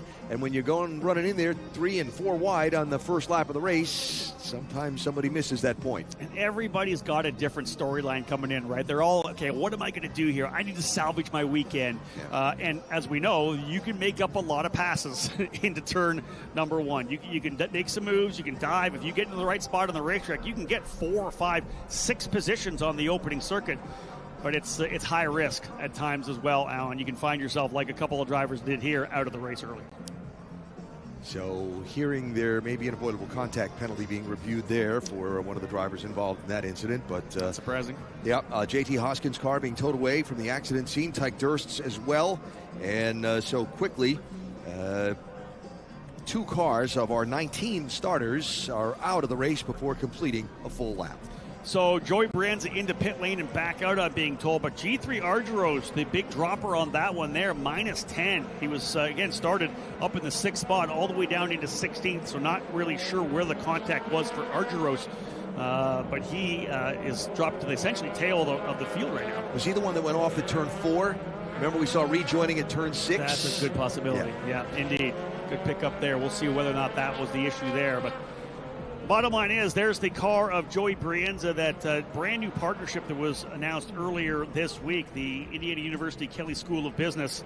And Brienza's out. There's that suit and helmet I talked about. It looks so good, but yeah, I hate to see him out. He is into pit lane. The damage did look like it was probably terminal, but it was able to get it back around, and that's a tough one for Joey Brienza. You know, when you have that kind of a sponsorship, you're here in Indianapolis, you want to put on a show, top 10 in the opening race of the weekend, but just kind of in the wrong place at the wrong time in the opening lap. So we've lost 3, and we worked the full course yellow with 2 of our 25 laps completed. There is, again, a 40-minute time limit on the race that hopefully won't come into play, and we're able to get back racing very soon. AMR safety team wrapping up the cleanup down there in turn number 1, and hopefully we'll be able to get the green flag back out shortly as you see the Tyke Durst car being towed away from the accident scene. Field right behind them right now here as well, so we will not go green this next time by as our Honda Civic Type R pace car can lead them around the outside of the incident here. Good job by our drivers snaking their way through there, but again, not this time but very likely the next time, so we'll put 4 laps in by the time we get back at it again. But a long race. It is a 25-lap race for the drivers in USF Pro 2000. That's another thing, Alan. We talked about the fact this car's got more of everything. There's 10 more laps, too. Yep. So I find it enjoyable talking to some of these drivers when they get into the program and maybe when they jump up a level and they talk about the physicality of driving one of these Pro 2000 cars. Some people say it's easier to drive the Indy Next car than it is this Pro 2000 car. It's a handful of race car for sure. But again, you see a lot of these drivers are in the gym quite a bit. I actually saw Jim Leo from Pit Fit walking down here. I know a lot of our drivers have spent time with Jim over the years, like to spend their time at Pit Fit, getting themselves dialed in. Because as I always say, you know, racing, you're only in control of a number of things, and a lot of the stuff you're not in control of at all. You are in control of your work ethic, right? You're in control of your physical body, man. If you're strong and you're there and you have that ability to go 25 laps and without even missing a breath, it's going to put you ahead of a lot of drivers in the grid. In control of your work ethic, your fitness, your nutrition, 100%, and your attitude. Yeah, and certainly how you interact with your team and teammates and so on, all up to you. And those are very much the controllables for a driver of any age. Yes, indeed, and they are valuable. Yep. The fact that you control that, indeed. So, as Alan had said, 1 to go. The signal being given by Aaron Likens at start-finish when they roll back around here. So, here's a little tidbit for you as well. I like throwing out this here every once in a while. This is not the first time that Aaron Likens has flagged races for many of the drivers here in the USF Pro Championships. I was very fortunate to watch Aaron take his kind of first steps into a professional program, part of the Superkarts USA program, the SCUSA Super Nationals, the Superkarts USA Pro Tour. And I'll tell you this, on behalf of the karting community who's been doing it for many years, we are so proud of Aaron and what he's been able to do, and to see him on top of the flag stand there at the Indianapolis 500. And again, these drivers know Aaron very well, so I love seeing him throwing the flag for the drivers here this weekend as well. Always fun, and Aaron does his job with the utmost enthusiasm and style as well. No doubt about that. And we love that. All right, so pace car will begin to gather up the field and then get away from the field as we look to go to the restart here, which will be with 4 laps of 25 completed. And this time a single file start for our leader, Jack Jeffers, to see if he can hold off the pack headed to turn 1. And the go zone essentially coming out of turn 13 to 14, anywhere in there, he can be the guy that gets on it first. You see everybody lining up here. I want to mention we've lost 3 drivers already. Joey Brienza, Tyke Durst, and JT Hoskins. That will leave 16 drivers on the racetrack. Jeffers, Mossman, Douglas, Clark, and Manson, the top 5. We'll be going green here momentarily. As I said, it'll be 4 laps in when they come back around. And away we go. Tough for the leader at this particular racetrack. It is such a long run down into turn number 1. Expect to see Jeffers potentially go to the bottom. No, he got a pretty good run there. He may be okay all the way down. He does indeed go back down to the bottom, so that's kind of what I expected. Big pop out there for Frankie Mossman. Not quite deep enough into the corner. Same goes for Douglas, holding back Matt Clark. First challenge back for 6th position. Yeah, I think that's going to be Thomas Schrag and Cardenas. I did a little pronunciation research on that one from Peru, Cardenas, I'm being told. So Andre said I had it pretty close. So I'll take that for now. Defensive line from third position into turn number 7 for Jacob Douglas. Matt Clark there with him as well. Matt Clark was thinking about the outside holding it. He kind of got in there, but not quite enough.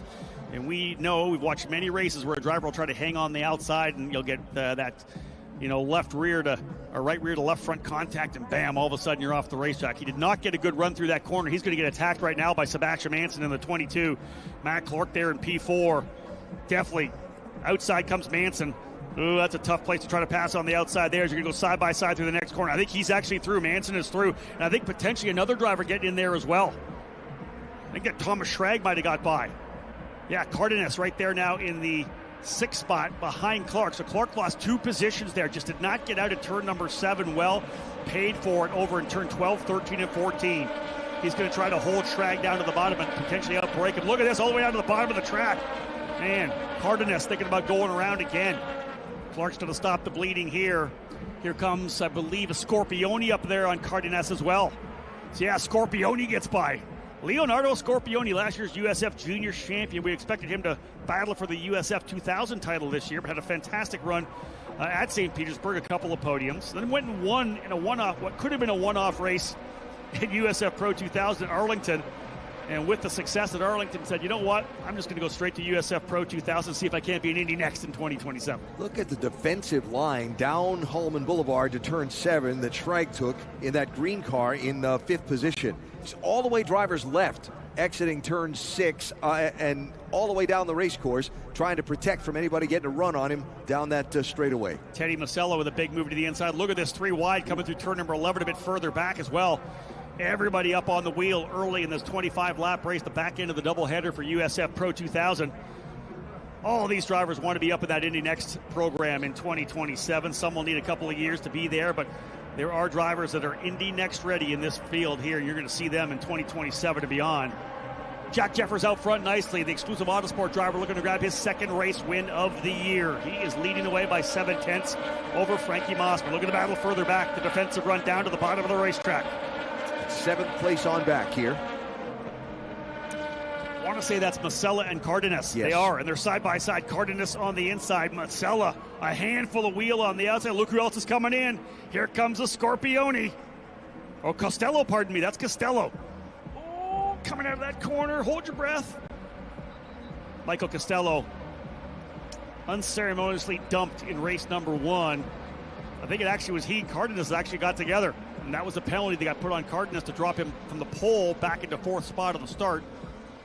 You can be sure that Costello would like nothing more than to get by that Jay Howard driver right now after the contact of race number 1. A little bit of grit in the teeth there on that underneath that helmet while that spot is going on. But you got to control that, right? You got to control that. Yeah, there's a lot of emotions here. We got a couple of drivers, big collision. Full course yellow coming out of turn number 10. Top right of your screen if you're at home. Number of drivers off of I think it's at least 2 drivers in turn number 10. So a couple of them. 27 and the 4 is the report from race control. Christian Cameron and Leonardo Scorpione. So they were fighting there in the middle of the top 10, right? Yeah, it looks like it. Now they're off in the grass.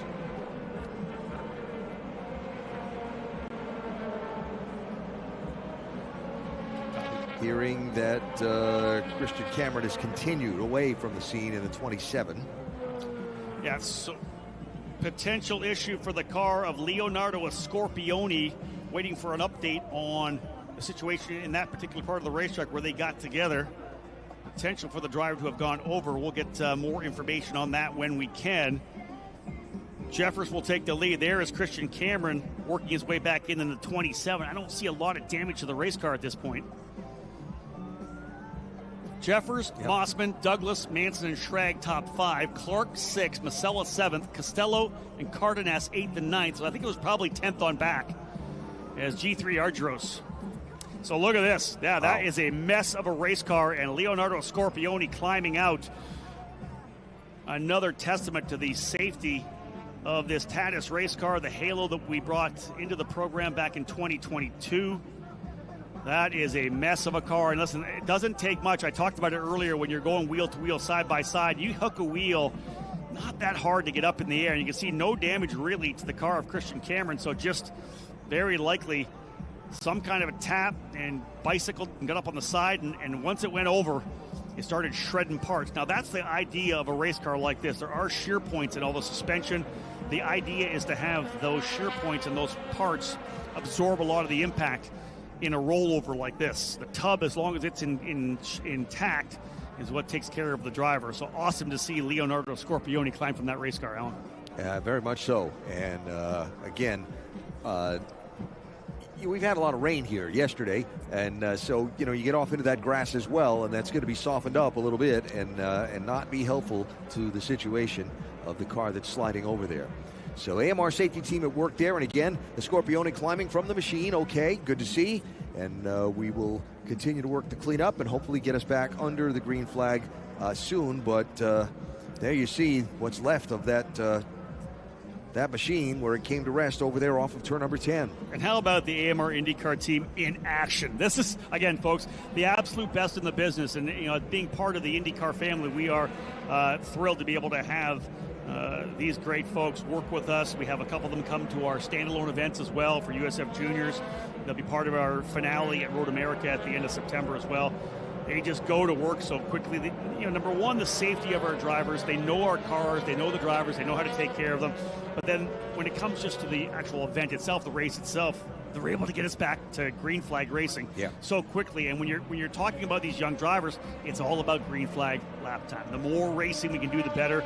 I've seen it so many times where we lose maybe a lap, maybe 2 laps, because they are on the scene so quickly and get things handled. And you see quickly the car diapered, if you will, to keep any fluids from leaking out onto the racing surface from the car as it's brought back around into a safe spot. And quickly the AMR safety team getting things put back in order so we can go back to green flag racing. But boy, I don't see many cars get off like that in that part of the race course, for sure. And so good to see, again, that Leonardo Scorpioni climbed from that machine okay, but looks like a rough ride for the driver from Windermere, Florida, as the remains of that car get brought back to the paddock. No opportunity to see a replay on that, but I guarantee we will later on in the week. There's probably going to be some GoPro video that finds its way onto social media. But the bottom line is we're happy to say that Leonardo Scorpioni able to climb from that race car, because it's obviously, from what we could see from the aftermath, shredding a lot of parts in what was very likely at least a single, maybe a double rollover. So again, the safety, the strength of our Tatis chassis, we've been with them for many years. And actually, the first Tatis chassis we had from the old Van Diemen's in USF 2000 debuted here in 2016 at this particular event when we brought in that new USF17. A young Rinus Van Kamphout was here to be part of that action, jumping into the series in 2017. Of course, Rinus VK, as we know him now. Then we, of course, had the PM18, the Tatis PM18 in 2018. Went to the new tub with the Halo in 2022. Our USF Juniors car, brand new in 2023. So a new car for this USF Pro 2000 category coming in 2028. But man, we just, again, anytime these drivers belt themselves into these race cars, we know that there's a level of safety that kind of lets everybody take a deep breath when something happens. Absolutely, and always great to see the innovations and safety that come along, including that Halo, that just help these drivers get out and walk away when they go through a rough ride, for sure. I often say when I first saw it, I didn't really like it that much. Now I can't look at a race car without one. Yeah. It just feels so odd to me when I see one without one. To see some of the video, yes. Yeah, the video for sure. Yeah. So lights out on the pace car, so we're going to be able to go back green flag racing next time the field comes to the Yard of Bricks, which will be with 10 laps complete of the 25-lap scheduled distance. And still got 26 minutes or so in the time limit on the race as well. So hopefully see a little more green flag racing here when we get going. And the attrition rate in this one's been pretty high. So how about 15 laps of green? We've had a little bit of a messy start on this one here. Normally, I would say this, we expect more out of our US Pro 2000 drivers. They have the experience. They've done this before. They know how to give each other some room. Hate to see when it happens, when we start seeing these drivers circulate around under the yellow, because it shouldn't be happening. These drivers should be racing hardcore. They should be giving each other room. want them to set the example for USF 2000 and USF 2000 and USF Juniors rather. Alan, you said it. These are the guys that have worked their way up the ranks. They've got the experience. We expect more from the drivers once they get to this level. Yep. And so, it's also more. It's a bigger expense. It's a bigger problem when you have incidents on the racetrack as well. So true. Yeah. So the field getting put in the hands of Jack Jeffers, Frankie Mossman right there, Jacob Douglas, Sebastian Manson. Jeffers was able to hold off Mossman on that last restart. We'll come back and put lap number 10 in the books. We'll have 15 laps remaining of a 25-lapper.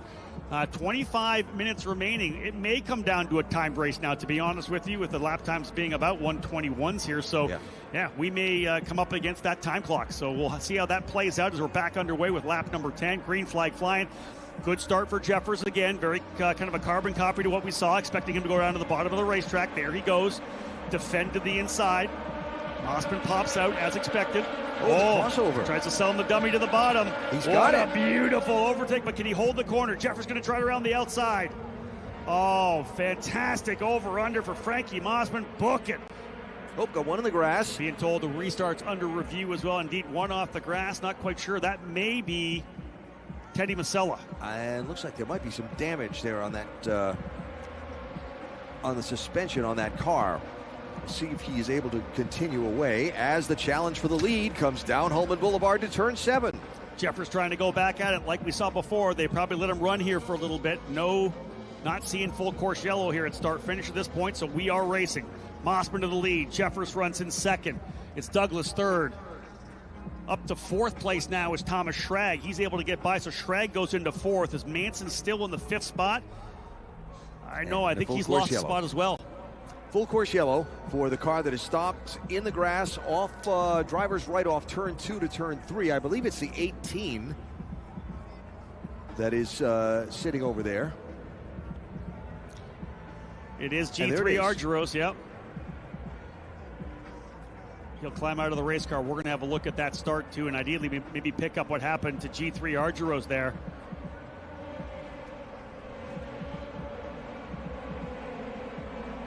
Everybody down to the bottom of the racetrack. Toward the tail end of this pack, right? Try not to watch that fantastic overtake there by Frankie Mossman. Yeah. Wait for the contact here. Back. Just went straight off. Yeah. There. Well, look, it almost looks like he just maybe something gave up in the right front. Right. Just straight off the racetrack. Interesting. So G3 Argyros out of this one here. Yeah, obviously, I don't know that if the contact happened potentially on the straightaway. Yeah. Did he tap the wall? I don't know. Hard to pick that up for G3, but again, a difficult end to G3 Argyros' weekend here at the Indianapolis Motor Speedway, as he is now out of this one, will be officially classified in 15th. Could just be lost power there, too, on a downshift or something after that restart, because, I'm looking at that right front from here, and doesn't seem to be dangling in any way. So whatever the problem is, the attrition rate grows and another driver's out. Hopefully, though, we'll be able to get back to green flag racing very quickly. As you can see, the vehicle already up in the air and being moved to a safe position. And we should get a restart, hopefully, next time by. If things keep going like this, 62-year-old Charles Finelli is going to get himself a top 10. By staying out there, he's in 14th now. He is. Yeah. He is. So indeed, Mossman, your leader now. Great pass to get by Jack Jeffers. Outside, then dove it back down to the inside of the racetrack. All right, we're going to get a restart right here. Lights out on the pace car. I like it. Yeah, we are definitely going to be up against the time limit, I believe. We got 14 minutes still to go and only 21 and a half minutes of racing. So this will be a timed race, folks. So, again, right through to the end of this one. The time clock will very likely pop up here in a little bit. We're going back to green flag racing here.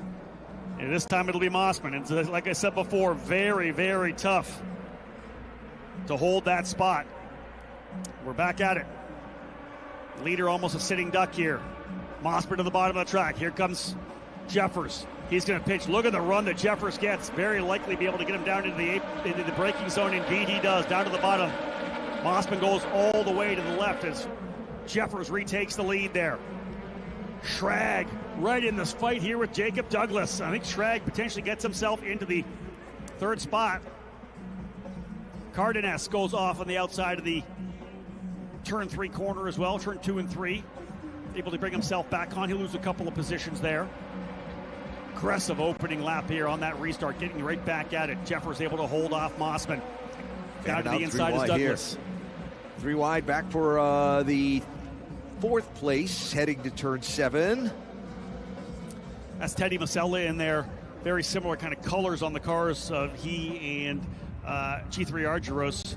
And indeed, Masella up on the wheel nicely. He's going to get by Sebastian Manson. So Masella up into that 5th spot. The aggressive action, though, from 3rd on back. These guys are really getting up on it here, knowing that we're into that time race now.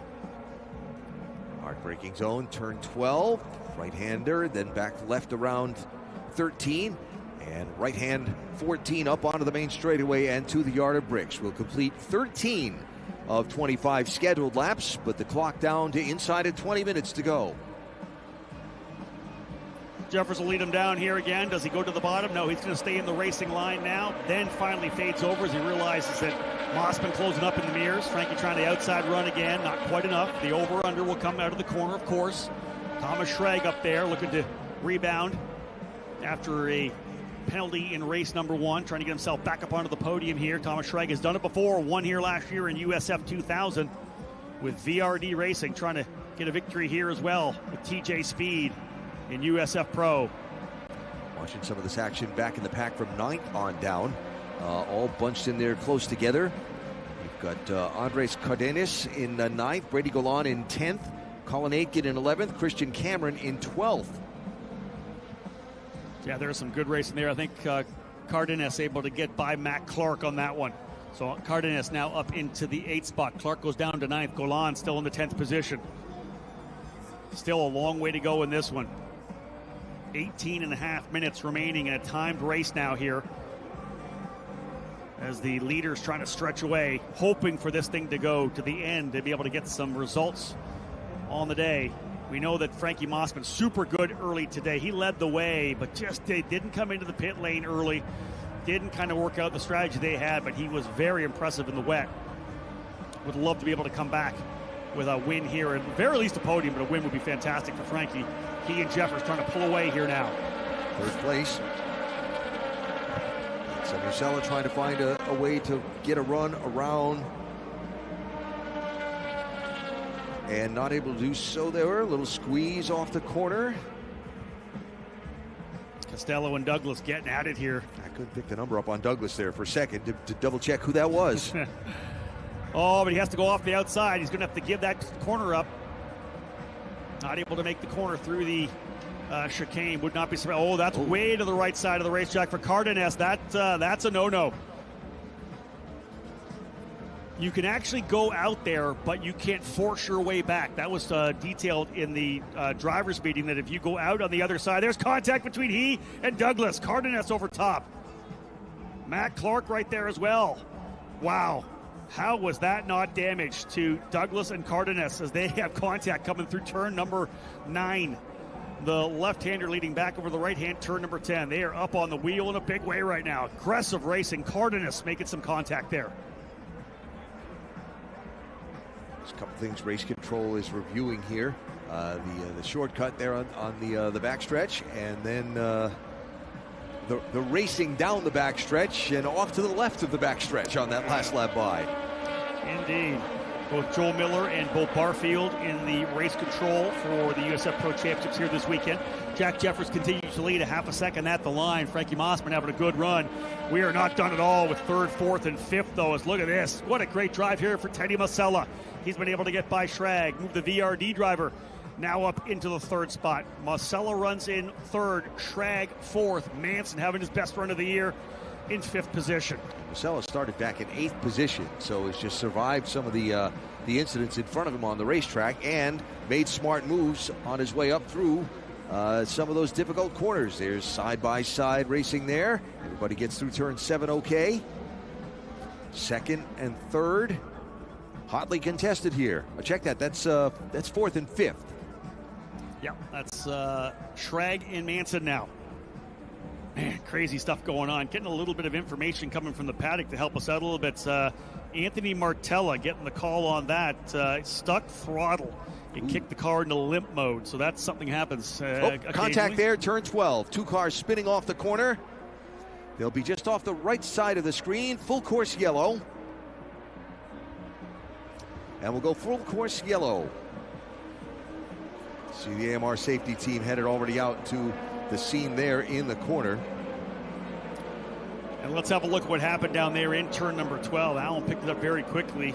As I was talking about what happened to Martella, let's have a look here. Oh, someone deep on the brakes coming through, not able to get it done, and into the side of a a turn 3 car as well. Hard to pick up who that might have been. Right. Started way in the back there of that look at it. Colin Aiken, I think, being one of them. Brady Golan, potentially the other.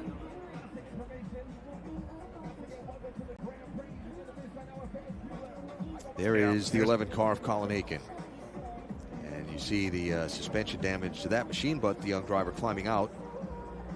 And good to see. Yeah, good to see Colin Aiken get out of the car there, and we are going to have a chance to look at the replay, and you're going to see him come up in the air like potentially someone braked a little early in front of him, and he just climbed up over the right rear of the car in front. It actually, I don't think it was actually Golan that he got into initially, but that's where he ended up, as Golan was turning into the corner of turn number 12. Yeah, I would agree with that. Let's have another look at this here. Keep your eye on this pack a little bit further back. You're going to see Colin Aiken's car pop up into the air. Yeah, he tries to make a move to the inside. That green and black car was the one I think he pulled out to avoid. Christian Cameron potentially. But the bottom line is up in the air. Lose control at that point, can't get on the brakes because you're in the air, and ended up in the side of Brady Golan. So tough for those drivers now. 13 and a half minutes remaining. Jeffers leads, Mossman second, Masello third, Schrag fourth, Manson fifth, Costello in sixth spot, Cardenas in seventh, Matt Clark eighth, Jacob Douglas rounds out your top 9, then Christian Cameron there in 10th position. So race control saying the Brady Golan car also involved in that incident, and it's going to be reviewed post-race, the whole thing. So more work to be done in the steward's room as the clock ticks down to 13 minutes left to go in our second race of the weekend for USF Pro 2000. This one littered with yellows. Drivers struggling to get themselves into a bit of a groove. Littered with car parts. Sure enough. Yes, there will be a lineup at Anderson Racing Imports to be buying Pattis parts at the end of the day here today. Yeah.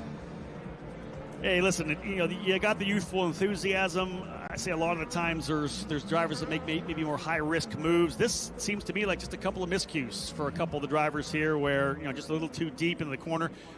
We did get a confirmation from one of my spotters that it was suspension damage for G3 Argyros, so not sure where the contact actually happened, but we know where he ended up on the outside of turn number 2. So coming back to a restart here, which will be with 18 of scheduled 25 laps completed, and we'll be down to probably about 11 minutes to go or so in the time of the race. And so how many laps will it be? And who's going to get to the last one first? I know. Jack Jeffers has had to defend a couple of restarts here. Was a fantastic move at one point for Frankie Mossman to be able to get by, but Jeffers was able to get back by in the subsequent restart. He continues to lead now. It's been a good march forward for Teddy Masella as well. Started 8th. He's up into the 3rd position. Thomas Schrag started 9th. He's currently running in 4th. Sebastian Manson 5th. Jacob Douglas, who started 2nd, as we know, kind of got eaten up a little bit there. So they get there to the last part of this racetrack here by the alternate timeline. Got to get yourself dialed in and getting ready to go, because Jeffers will have the opportunity to punch anywhere after turn number 13. From the apex of 13 on, he kind of controls things and will very likely hammer it as soon as he gets around the corner. Going to get a little bit of a jump here. Good start as well for Mossman, so I wouldn't be surprised to see a big move down to the bottom. He'll stay to the top a little bit, then try to come across to see if he can't break that draft a little bit. Huge run here for Mossman. He's going to pinch to the inside. What does Jeffers have for him? Again, such a long run down into turn number 1. Mossman looks like he could be in a position, but a big, deep move for Jeffers. He's going to hold on to it. Good job on the brakes for Jack Jeffers, and Frankie Mossman knowing he needs a good result here now. Great for him to be able to put his head down. Thinks about the inside of 4, not quite. Good thinking there as the remainder of the drivers lining things up. That's Costello and Cardenas again. Remember, they got together in race number 1. They're lined up for more of the same here in race number 2. Keep fanning out, having a look around, but not able to make a move. Here down to the inside. Mossman going to try for the lead again in the braking zone for turn 7. Outside for 7, but inside for 8 if he can hold it, but it couldn't make it stick. Super close to potentially being able to commit to the outside, but by doing that, he's lost a spot. Teddy Masella has gone into second. Masella for VRD Racing up into second. It's the VRD teammates second and third right now. Masella and Mossman.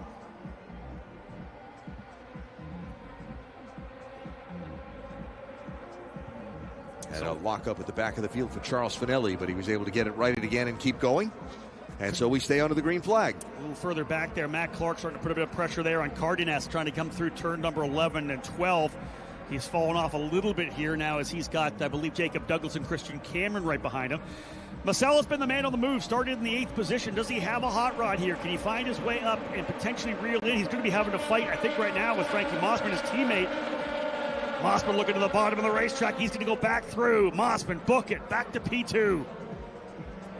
So close between these two cars coming off the corner. 2 and 22, Costello and Manson. Yeah, those are team cars. Yes. For Turn 3 Motorsports. And I'll tell you, Mandy Dempsey is here right now.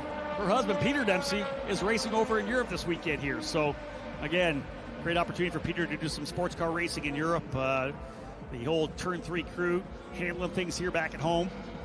And they are looking pretty good. Manson's been having a pretty good run. They're a little bit further back right now, 5th and 6th, but I think great run for Manson. Costello just trying to get to the end. He's got Cardenas still right behind him. We're not done with this battle here with 8.5 to go. Question is, what about up front?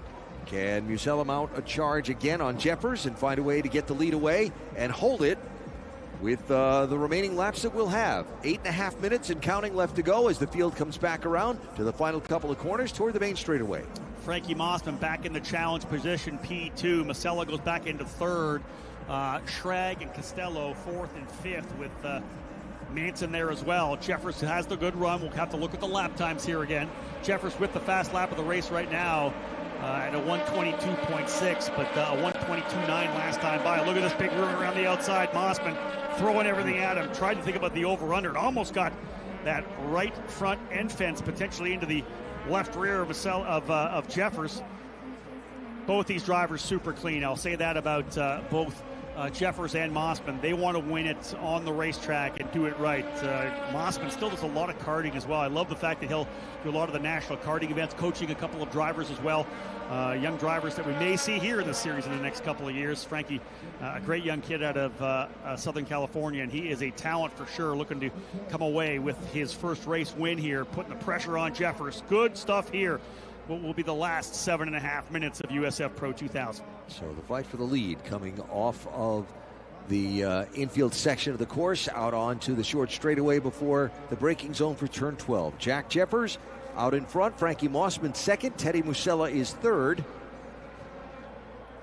And just looking at the fast lap of the race, that belongs to Mossman right now at a 122.60. Yeah, they're swapping it back and forth. I love that. Bonus point for sure. When you're thinking about potentially being in a championship battle, of 1 point can kind of make a difference at the end of the season. You always want to make sure you've got those fast lap bonus points racked up. But every time down this long straightaway, Jack Jeffers getting challenged by Frankie Mossman, leveraging the draft. There is quite a bit of aero wash with these race cars and some of the corners here where you're going to lose a little bit, like coming through 4. If you're behind someone, you're going to lose a little bit of that front grip as you don't get that air over the front wing. But the big toe all the way down the front straightaway, and of course all the way from the chicane down to turn 7 on Holman Boulevard, plays such a role in allowing these drivers to close right back in. Jeffers still leading the way, though. Time clock is winding down. 6.5, so maybe 5 laps, maybe 6, but probably 5 laps to go. Jack Jeffers, a 19-year-old from San Antonio, now living here in Indianapolis, driving for Exclusive Autosport, was the champion of USF 2000 a season ago as a series rookie. 6 wins last year in USF 2000 as a series rookie. Super impressive season, and kind of midway through the year, he really kind of flicked the switch and put his head down and was the dominant factor leading all the way to Portland to be able to come away with the championship. And that's what it takes for a lot of these championship drivers. You got so many talented racers. You want to come out of the gate strong, but if it's one of those seasons where you don't have anybody really coming to the forefront, it's that mid-season when you get to Road America, when we're doing the street race at Toronto, when you really have to step things up. Good shot there of the big line. Battle for P4. Schrag and Manson. Manson's going to go to the outside. Schrag trying to hold it. Manson's going to come across the bow. Through the corner. That's a fantastic pass to the outside there. Book it for Manson. He goes to P4. That's close. Nice move there. So Manson continuing to move up. Sebastian Manson, 18-year-old from New Zealand. Second year in the series. As you'd imagine, he lists Scott Dixon as one of his racing heroes. His younger brother Marco actually coming away with an F1600 championship already this season. So Sebastian doing a great job. Love seeing him having a good run here. That battle's not done though either. Right, right. It's Schrag continuing to try and fight and hold on to that spot with surrounded by Manson and Costello, the two teammates from Turn 3 Motorsport. Yeah, the way they're kind of stacking up here right now, I would not be surprised to see Costello potentially put himself in a position to try to do the same thing that Manson did. The Turn 3 cars look very good here in the second half of this race. These final couple of minutes here, we'll see whether or not he's got anything for him. Indeed, yeah, Manson's pulling away a bit. He's probably got 5 or 6 car lengths coming out of turn number 13, but right there is Michael Costello. He'll get that run coming onto the straightaway. We'll see what happens there. Solid lead so far for Jack Jeffers. Still about a half a second. Make it 0.6 of a second this time by 4 minutes to go. Interesting now that a lot of the line of cars has strung out. A lot of the drivers setting their best laps of the race, scrapping back and forth for positions in traffic after so many restarts, weren't able to do that. Now a lot of them beginning to make some lap time. Problem is they're running out of time, as we're going to see the white flag next time by. Costello just got it done. Exactly what his teammate Manson did. He did the same thing, driving around the outside of Schrag. Moved Costello now up into the 5th position. So turn 3 with drivers 4th and 5th now. Costello down to the bottom of the racetrack coming into turn number 7. Again, white flag going to fly this next time by. As we said, Schrag going to try to go around the outside. Cardenas right in there as well. And behind Cardenas is Jacob Douglas and Matt Clark. Clark currently running in 9th ahead of Christian Cameron. So Jack Jeffers with about a 4 car length lead on Frankie Mossman as they work their way down to the braking zone in turn number 12. Still that good fight back for about the 6th, check that 7th, 8th, and 9th positions. But we watch the leaders as they get ready to begin the last lap of the race. Jack Jeffers was victorious here last year in USF 2000, as was Thomas Schrag. The fight further back is aggressive. Coming through that corner. White flag flying for Jeffers. He's got himself a decent lead. He was 0.67 last time by. Mossman just laid down the fastest lap of the race at 1:22.434. He closes within 0.4 of a second. Deeps it down into turn number 1. Final lap here for Jack Jeffers. A win at Arlington, trying to get one here as part of the doubleheader as well at the Indianapolis Motor Speedway. This would be big for Jeffers, potentially putting him to the point lead. Good out of turn number 5 and 6. He's got a nice gap coming down. Mossman, who was the point leader after Arlington, will love another podium here as well. Although it's early to talk about championship, the cream rises to the top early. Look at this battle further back, all the way to the left side of the racetrack. Back for about 8th position in line as Schrag continues to drop through the field. Final couple of corners here now. Turn 9, turn 10. And Jack Jeffers, one more heavy braking zone to survive to get to victory lane in the Yard of Bricks. Almost had an opportunity to win 2 at the Grand Prix of Arlington event down in Texas, his home state, but he is getting it done here for a 2nd straight year in USF 2000. He's got to navigate a couple of more corners. He's good through 13, bring it through 14. Race number 2 to cap off this year's Tatis Grand Prix of Indianapolis in USF Pro 2000. Jack Jeffers is a winner at the Indianapolis Motor Speedway. Jeffers wins over Frankie Mossman from the pole position. Mossman still with the fast lap of the race. great drive for Teddy Masella to come to third. There is Jeffers, the cool-down lap. Second win on the season. USF 2000 champion from last year with a scholarship livery. And he has come out of the gate strongly here for 2027. You'll enjoy this cool-down lap. There goes Teddy Masella coming through. A little wave. Teddy, great drive to get himself into the third spot. Started 8th up to P3. I checkmarked that as a pretty good day, Alan. So Jack Jeffers with now 3 poles and a second-place start in 4 tries on the season. And after winning 1 of 2 in the opener down in St. Pete, is going to come away with 1 of 2 at Indianapolis as well. A 50% batting average in racing is pretty good, I believe. I'll take that any day, yeah.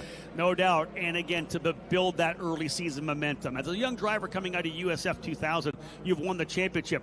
The first thing you're trying to do is win. Prove to yourself that you can win at that next level up, and he did that. He almost won the first race. A little bit of a gearbox issue with a couple laps to go, got into the wall at the bottom part of the racetrack in Arlington, but was able to come back the next day and get the win. That showed me the mental toughness that you need to be able to succeed at this level, and what a fantastic battle that was with he and Frankie Mossman. That over-under for Frankie, he kind of sold the dummy to the outside, dove back to the apex. That'd be one of my favorite passes of the weekend. But indeed, Jeffers able to come away with it when it was all said and done. Wasn't able to make it stick. So what's next for these drivers and teams? Oh, we got to go in circles now. Yeah. For these teams, yes, we go out to IRP for the Carbonite Classic, the first oval race of the year for USF Pro 2000, the only one for USF 2000. But for the whole traveling circus that is the USF Pro Championships, we're going north of the border to Canadian Tire Motorsports Park. Our youngest drivers, USF Juniors, will be racing up there. Looking forward to that next weekend. There are your unofficial results right there. Jack Jeffers with the win over Frankie Mossman. Teddy Masella on the podium as VRD puts 2 cars on the podium here in USF Pro. Sebastian Manson and Michael Costello. Great run for Sebastian. Costello, Turn 3 Motorsports, 4th and 5th. Andres Cardenas ends up in the 6th spot. Thomas Schrag, 7th. Jacob Douglas, the winner of race 1, in 8th. Matt Clark, 9th. And Christian Cameron rounding out the top 10. The remainder of the drivers will show for you there on the screen as Jack Jeffers rolls his way into victory lane, his 2nd win of the season. Big early on to get those victories, stack up the points, see what you can do heading to the middle part of the season. We'll hear from our race winner coming up very shortly. Have the podium ceremony for you. And then Indy Next by Firestone will be next on the race course as we continue our Sancio Grand Prix Saturday here at Indianapolis Motor Speedway. Jeffers, of course, getting himself ready to pop out of the race car. We've already seen both Mossman and Masella to the scale to get themselves weighed, as every driver has to do at the end of the runs. But we'll be heading down to pit lane momentarily as the Texan gets ready to get out of the race car here, very likely as the point leader now in USF Pro 2000.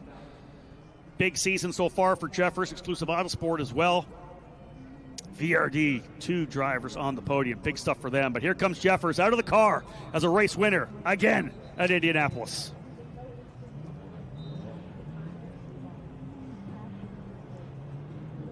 Celebrations underway down on pit lane. Anthony Calhoun standing by to have a chance to talk to our race winner. On getting the victory here, this was a wild race. We had a lot of cautions. Take us through it. How'd you get it done? I think it's just about getting good restarts and, playing the defense game right. I lost late to Frankie once. He made a really good move, and it caught me off guard. And then the next restart, I was able to get him. But yeah, it was just about getting good restarts and playing the defense right, because I knew once I got a little gap, I had the pace to stay in front. So yeah, I was really just focusing on race restarts. It's one thing to win a race, but to win one here at the Indianapolis Motor Speedway, man, how excited are you about that opportunity? Oh, it's brilliant. Not everybody gets to win here at the Yard of Bricks, the racing capital of the world. And, do it in front of IndyCar and IndyNext is awesome. So, yeah, it's truly something special and something that I'm definitely going to be soaking in for tonight. Congratulations to you. Thank you. 2nd win here at the Speedway, having won USF 2000 last year. 2nd win of the season, having won at the debut event at Arlington. Great start for the season here for Jack Jeffers. I'll tell you this, Frankie Mossman's going to win one of these races here this year as well, finishing 2nd. Teddy Masella is going to get a victory as well in 3rd. Good job for the VRD crew to put 2 guys on the box.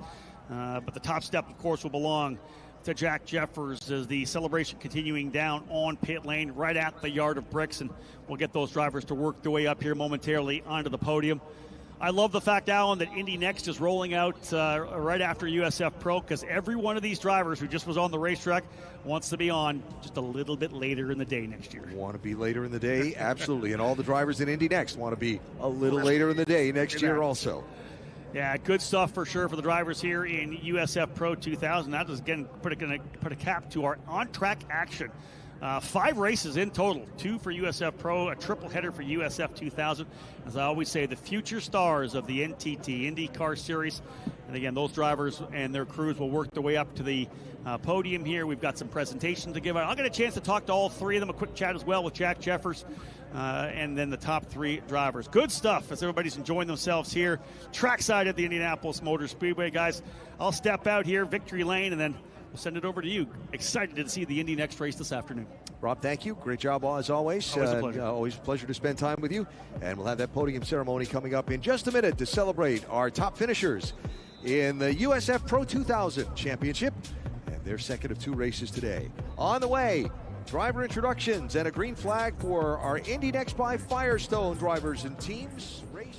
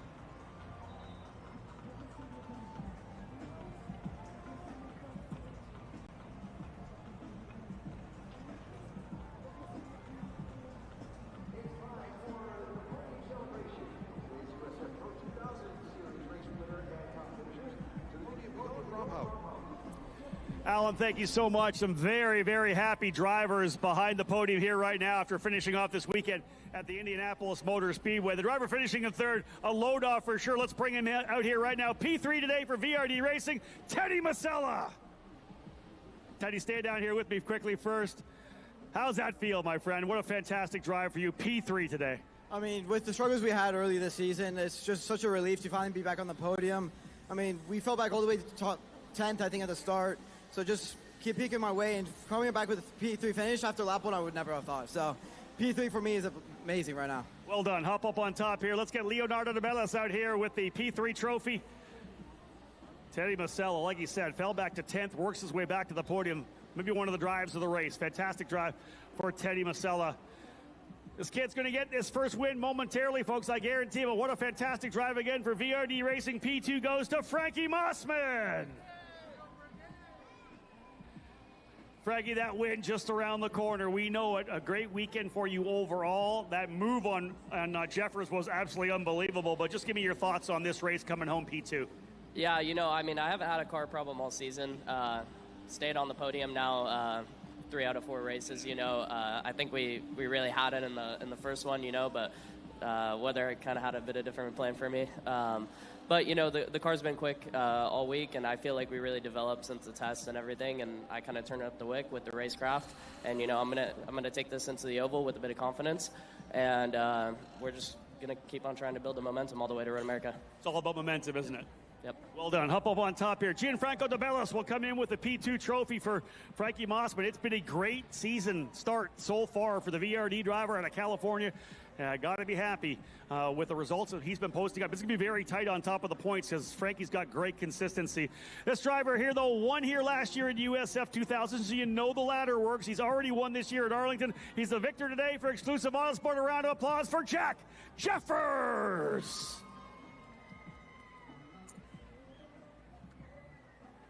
Jack, it was kind of laid into a two-driver battle. Frankie was all over you throughout that race. He sold you one there, and he was able to get by. You took advantage of him then on the restart. Just tell me how you were able to hold him off on all those restarts. The whole race, obviously there's a lot of safety cars, but I noticed that, through the high-speed section, I had a little bit more than him. So I knew if I could just keep focusing on my exits, that's what Braden and Michael were on the radio telling me, just good exits, and he'll have a hard time. So that was basically, focusing on race restarts and then just getting good exits out of all the important corners. Nicely done. Get on top of this podium here. Another trophy here for Jack Jeffers as he wins for Exclusive Autosport. We'll have both Leonardo and Gianfranco DeBellis from Tatis Race Cars roll out here. Good stuff for these young drivers. Amazing work for Jeffers, Mossman, and Masella here today. These drivers just 2 steps away. The 3 drivers up here in the podium, they are going to be in those race cars on the pit lane here now. In short order, Indy Next drivers getting ready to roll out for their second race of their doubleheader, and this is where those drivers come from in USF Pro 2000. I guarantee you all 3 of these drivers are going to be in Indy Next before it's all said and done. The talent in this program this year is off the charts. Maybe the deepest field we've ever had in the USF Pro 2000 program. Brand new car from Tatis coming in 2028, but these drivers will already be into the Indy Next program. The future stars of our program coming through. But again, great to see the one-on-one battle up front between Jeffers and Mossman going back and forth on each other. And again, Teddy Masella, come on. Started 8th, back to 10th, finds himself up to 3rd. Great drive through that entire run for Teddy Masella. VRD Racing, 2nd and 3rd. Good event overall for them. Exclusive Autosport back on the top of the box again with Jack Jeffers. A tremendous drive for Jack to come away with his 2nd win of the season and 2nd win here at the Indianapolis Motor Speedway. Folks, for the final time here as part of the Tatis Grand Prix of Indianapolis, guys, grip it and rip it. Celebrate the success of your event here at the Indianapolis Motor Speedway. Great job, all the drivers here. And indeed, they're going to look forward to the oval events at the Indianapolis Raceway Park as part of the Carb Night Classic. If you're here for Fast Friday, get yourself out to IRP to watch the young drivers on the oval on that Friday. We'd want to have you there. No. Sorry, folks, they were coming after me there. I had to get out of there quick. Folks, that wraps things up. I am dry. That is good. On behalf of Continental Tire and everybody from Anderson Promotions, my name's Rob Howden. Bye for now.